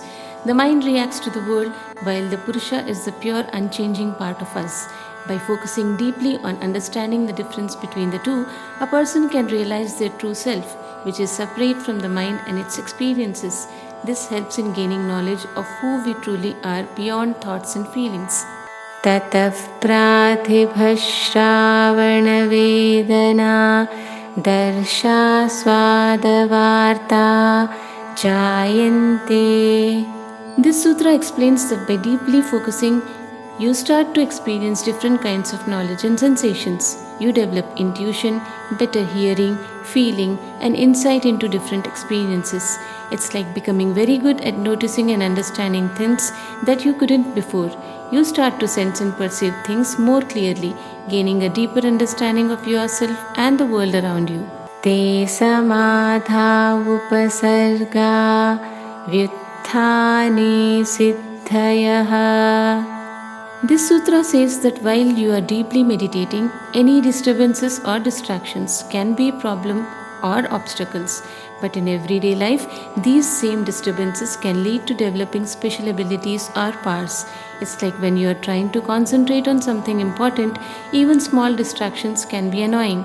However, in other situations, these challenges might help you learn and grow, sometimes giving you new skills or insights. Bandhakarana Shaithilyat Prachara Samvedanach Chittasya Parasharirāveshah.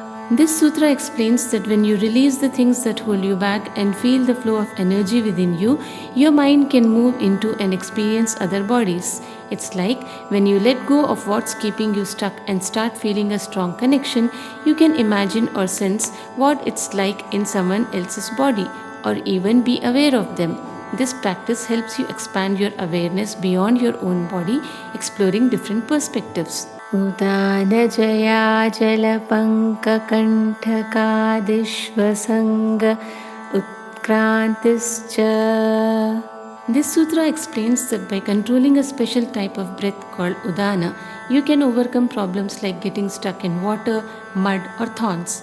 Mastering this breath also helps you rise above the ground, almost like floating or flying. It's like learning to swim through obstacles effortlessly and even lift yourself up from the ground. By practicing this breathing technique, you can handle tough situations and gain the ability to move and float without being affected by physical barriers.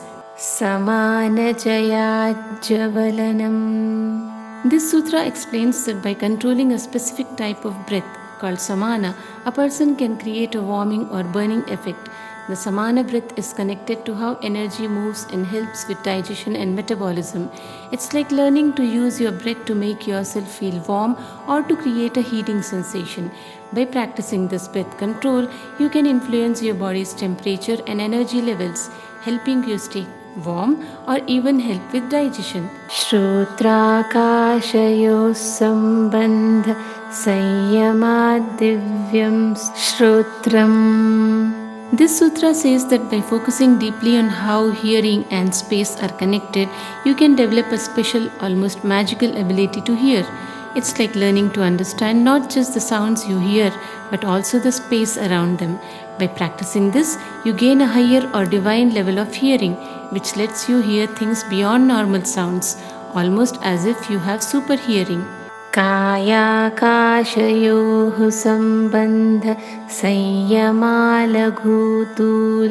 समापत्तिश्चाकाश गमनम्. This sutra explains that by focusing on the connection between your body and the space around you, and by becoming very light or almost floating, you can move through space easily. It's like learning to float and move through the air by understanding how your body and space are linked. With practice, you can achieve a state where you feel light and can move effortlessly through space, almost as if you are flying or floating. Bahirakalpita vrittira-mahavideha tatah prakasha-varnakshayah. This sutra says that when you move past the distractions and activities that come from outside, you reach a higher state where you are beyond just your body. This state helps remove the curtain or covering that hides true knowledge and light. It's like when you stop being distracted by things around you and focus deeply, you reach a higher level of understanding. This helps you see and know things more clearly, as if a fog is cleared away to reveal bright, clear light. Sthulasvarupa sukshmanvayarthavatva sanyamad bhutajayah. This sutra explains that by deeply focusing on both the physical and subtle aspects of things, as well as how they are connected, you can gain control over the basic elements of nature.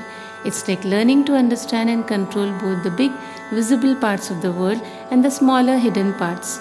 This knowledge lets you have the power or mastery over the natural elements, helping you influence or work with them more effectively. Tato nimadi pradurbhavah kaya sampat tadharmanabhighatascha.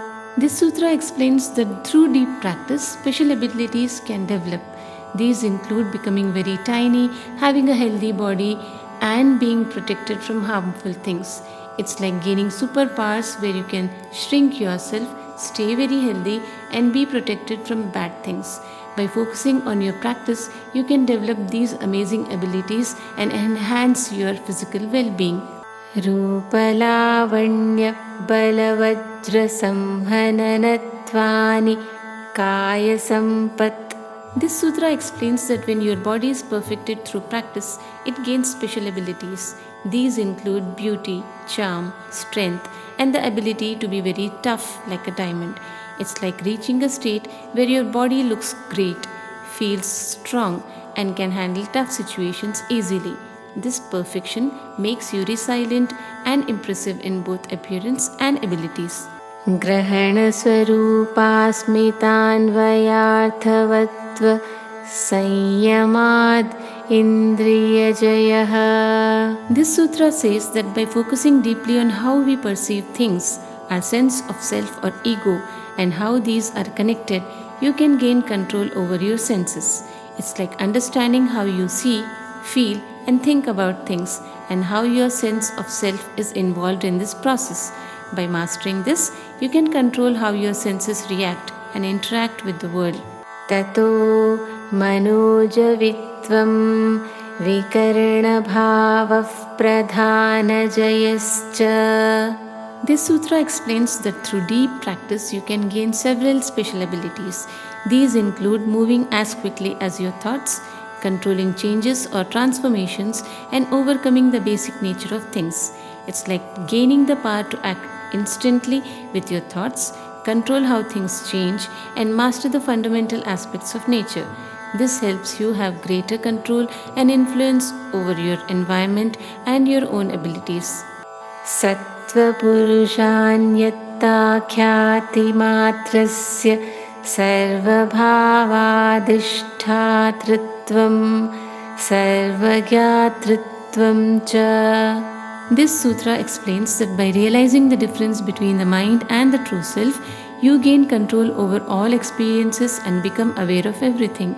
It's like figuring out that your mind and your true self are different.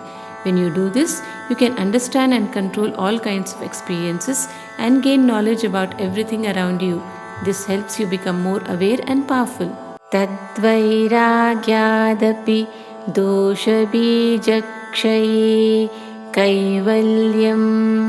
This sutra says that by letting go of attachments and desires and by removing the causes of faults or mistakes, a person can achieve complete freedom and liberation. It's like when you stop clinging to things and clear out the reasons for making mistakes, you reach a state of total freedom and peace. This freedom means being completely free from worries and limitations, achieving a perfect state of self-realization. Sthanyupanimantrane sangasmaya karanam punaranishta prasangat. This sutra says that if you invite others to a place and make them feel attached or happy, it can sometimes lead to bad outcomes. It's like when you invite people to join something and make them feel too connected or pleased, it might end up causing problems. It's important to be mindful of how these actions can affect the situations in the long run. Kshanat kramayoho sanyamat vivekajam jnanam. This sutra explains that by focusing on the details of each moment and how they follow one another, you can gain special knowledge that comes from deep understanding. It's like studying how each moment connects and flows into the next. By doing this, you develop a clearer understanding and insight into things, helping you make better decisions and understand the world more deeply. Jati lakshana deshairanyatanavatchedat tulyayostataf pratipattihi. This sutra explains that by learning about how different categories, traits, and places are similar or different, you can understand similar things better. It's like studying and comparing different objects based on their type, features, and where they are found. By doing this, you get better at recognizing and understanding things that are alike, even if they are different in some ways. Tarakam sarva vishayam sarvatha vishayamakramam cheti vivekajam jnanam.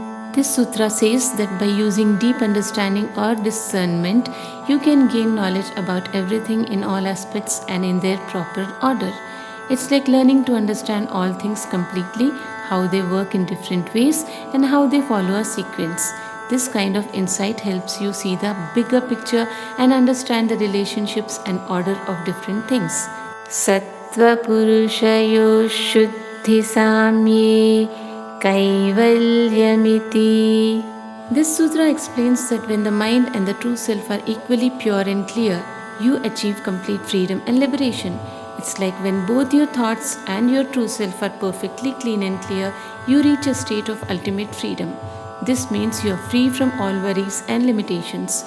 experiencing a perfect state of peace and understanding. Janmaushadhi-mantra-tapas-samadhi-jaha siddhayah. This sutra tells us that special powers or abilities called siddhis can come in different ways. Some people are born with them, while others gain them through the use of herbs, chanting powerful words, or practicing deep self-discipline. The highest form of siddhi comes from reaching a state of deep meditation called samadhi. In short, these powers are the result of both external and internal practices, but reaching samadhi is considered the purest path. Jatyantara-parinamah prakritya purat. This sutra explains that changes in life forms, like going from one type of being to another, happen because of nature's inner potential. Everything in nature has the ability to transform or evolve. These changes don't come from external actions alone, but from the natural flow of life's inner power. In short, natural evolution and transformation are part of the universe's potential, leading to changes in species and forms. Nimittam-aprayojakam prakritinam varnabhedastu tatakshetrikavat. This sutra explains that external causes or nimitta don't create changes by themselves. Instead, they simply remove obstacles, allowing nature, the Prakriti, to flow and bring about change. It's like how a farmer kshetrika doesn't make the water flow but clears the path so the water can flow freely through a field. In short, changes happen naturally when obstacles are removed, much like how water flows once a farmer clears the way. External causes only help the process, not create it directly. Nirmana chittanyasmita matrat. This sutra explains that multiple minds or personalities can be created from a strong sense of ego. When someone identifies too much with their ego, it can give rise to different versions of their mind, each shaped by their sense of I or self. These created minds are not independent but are formed from the same source. In short, different minds can arise from a strong ego, but they all come from the same core sense of I. It's the ego that creates multiple versions of our thoughts and identities. Pravritti bhede prayojakam chittamekamane-kesham. This sutra explains that a single mind can be the driving force behind many different activities. Even though various actions may seem different, they are all guided by the same central mind. It's like how one director can control multiple tasks happening at the same time. In short, though we may perform many different actions, they are all driven by the same mind, acting as a guide and coordinator for various activities. Tatra dhyanajamanaashayam. This sutra says that when the mind is created through deep meditation, it becomes free from past impressions or karma. Other minds may carry the effects of past actions, but the one formed through meditation is pure and not influenced by past memories or habits. It is clear and free from any attachments. In short, a mind developed through meditation is pure and free from the influence of past experiences or karmic impressions, making it more peaceful and focused. Karma Shukla Krishnam Yoginastrividhamiteresham.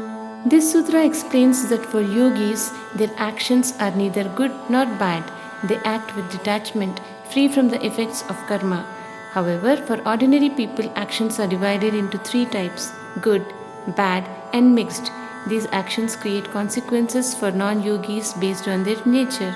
In short, yogis act without attachment, so their actions don't have good or bad consequences, unlike others, whose actions are classified into three types, each bringing different results.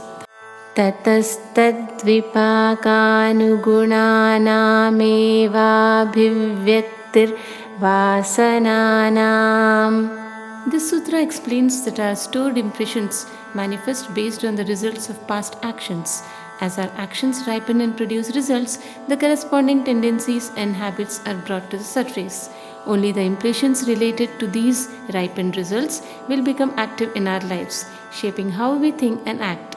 In short, the habits and tendencies we experience are a result of past actions, and they come to the life only when the time is right, based on the consequences of those actions.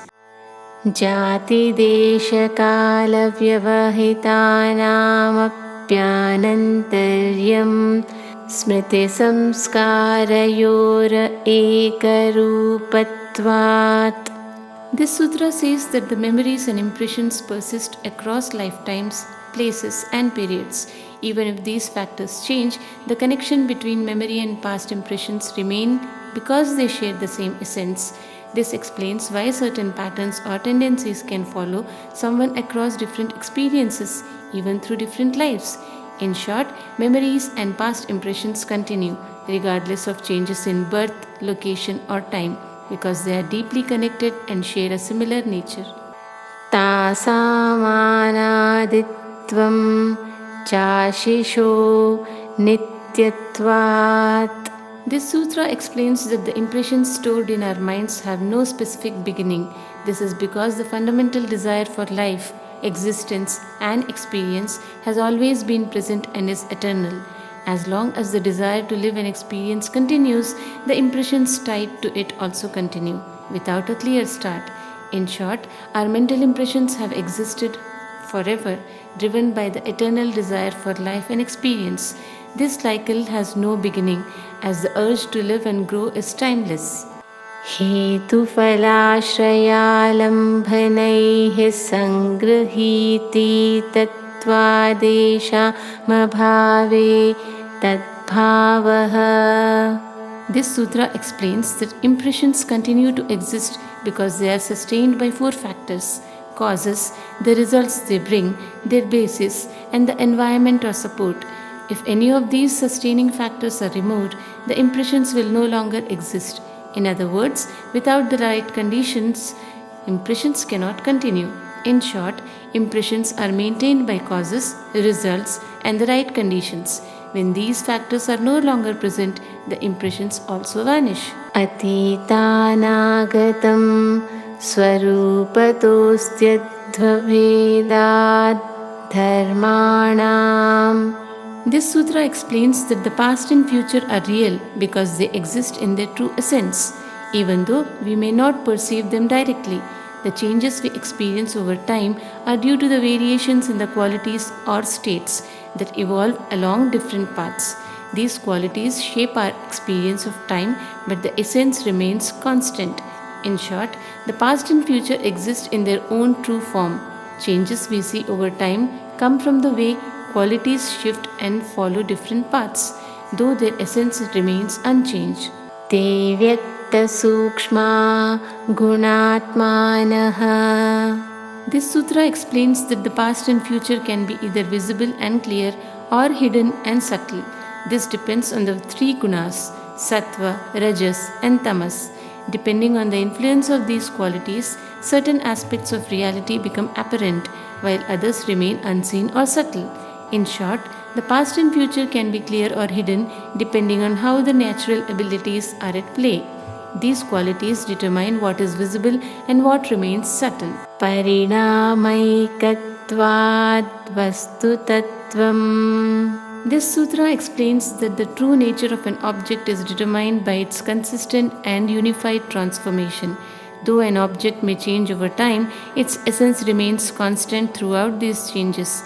The singularity in the process of change is what defines the reality and the truth of the object. In short, the true nature of any object remains the same, even as it undergoes different changes.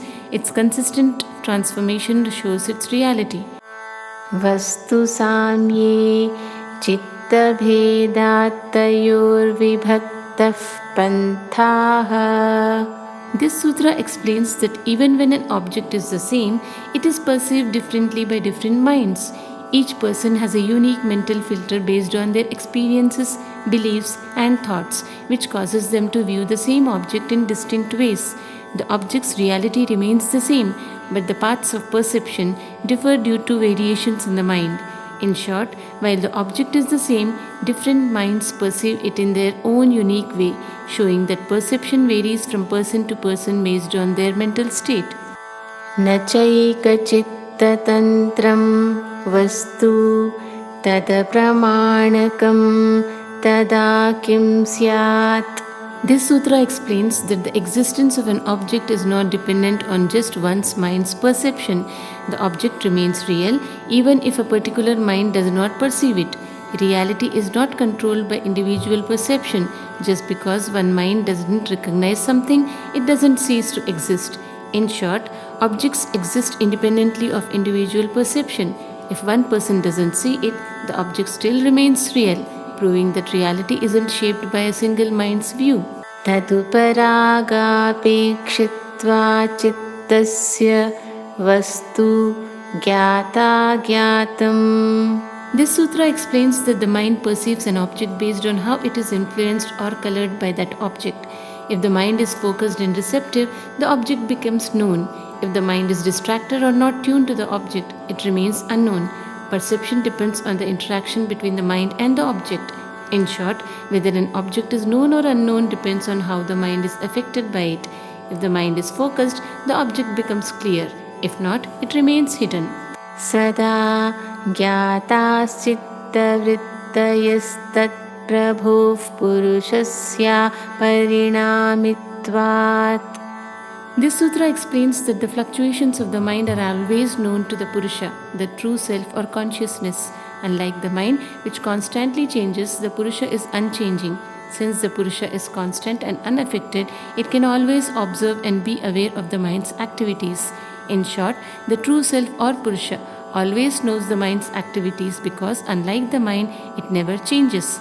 The Purusha acts as a steady observer of the mind's fluctuations.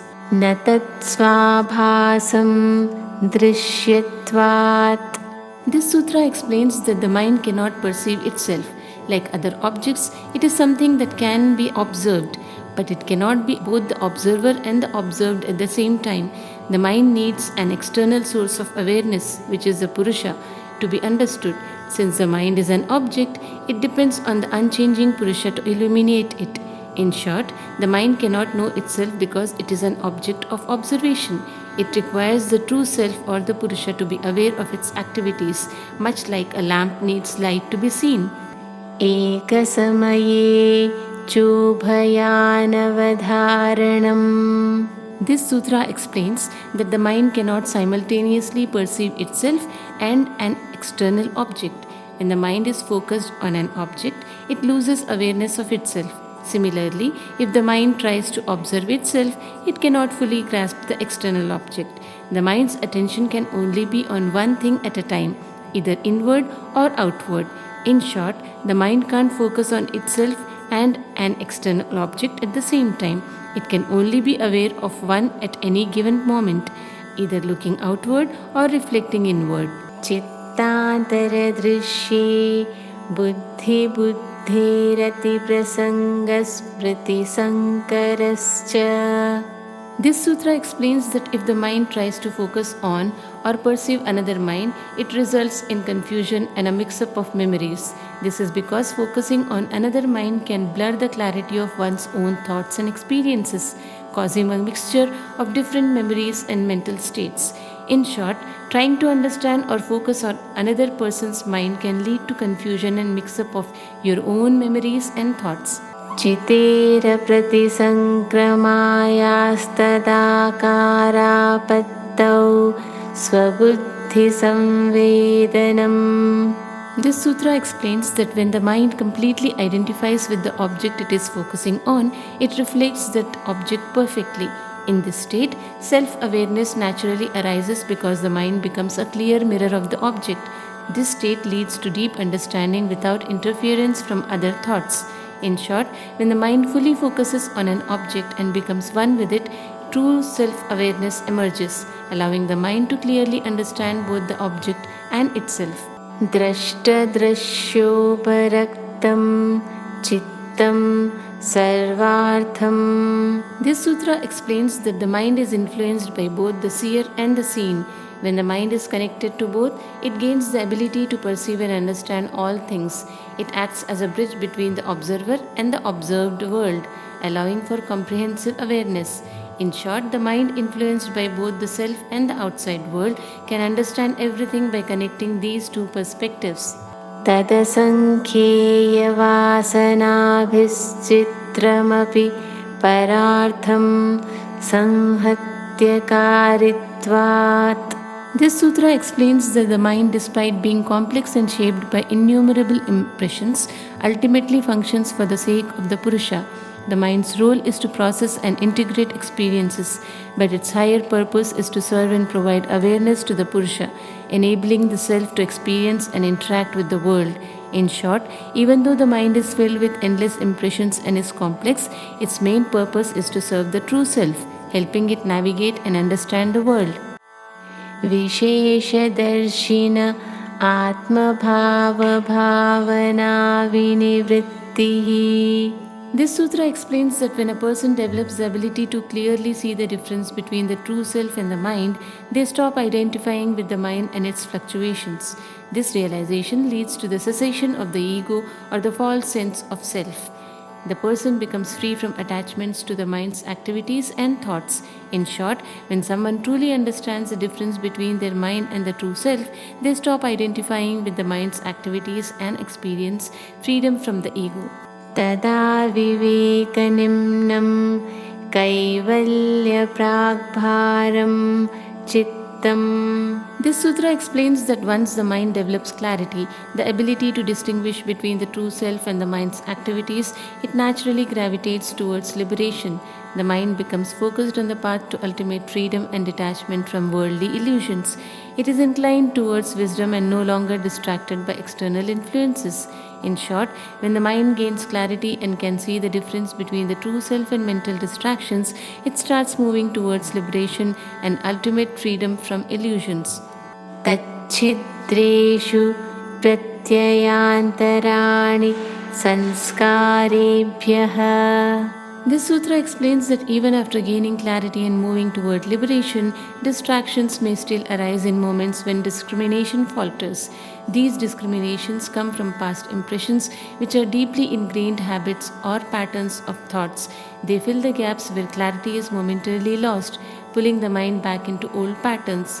In short, even with a clear mind, old thoughts patterns may sneak in during moments of weakness, caused by deeply embedded past experiences and habits. These past impressions can briefly distract the mind from its path to liberation. Hanamesham kleshavaduptam.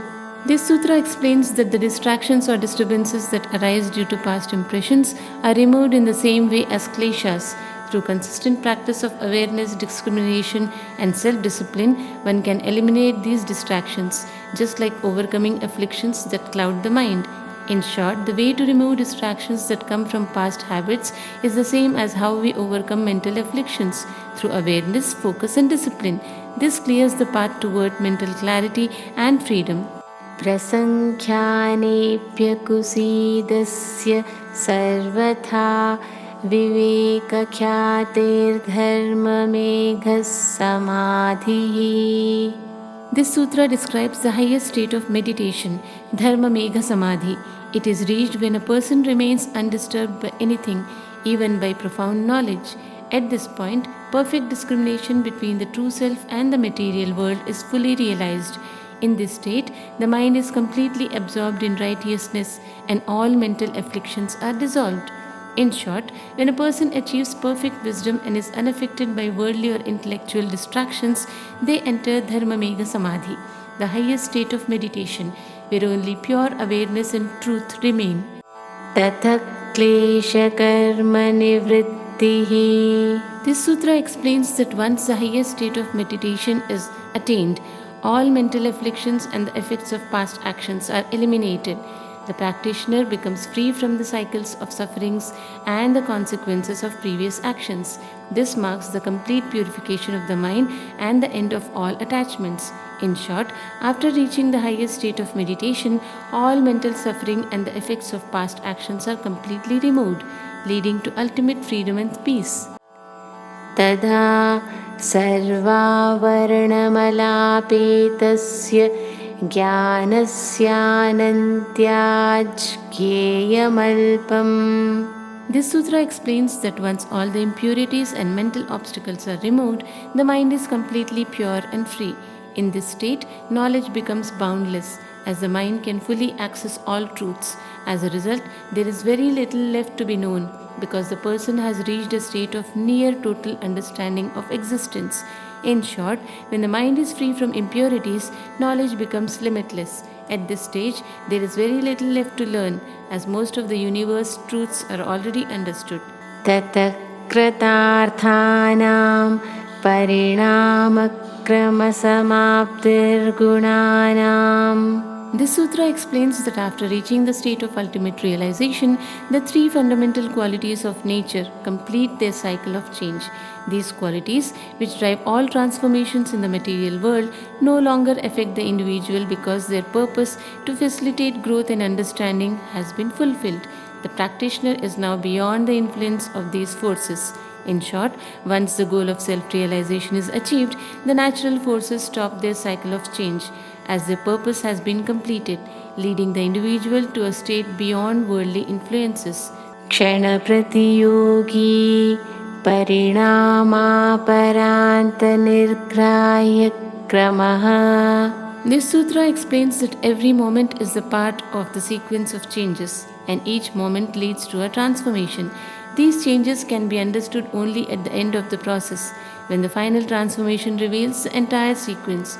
In other words, the flow of time and transformation becomes clear when one reaches the end of the journey of realization. In short, every moment of change is part of a larger sequence, and the complete understanding of this sequence comes only at the final stage of transformation or realization. Purusharthashunyanam gunanam pratiprasavah kaivalyam swarupa pratishtha chiti shakteriti. This sutra describes the final stage of liberation. When the qualities of nature no longer serve any purpose for the soul, they return to their original state. This marks the ultimate liberation, where the self is fully established in its true essence, pure consciousness. The individual is completely free from the influence of the material world. In short, when the natural qualities stop affecting the self, they return to their original state, leading to ultimate freedom, where the self exists as pure consciousness, free from worldly influences. Thank you.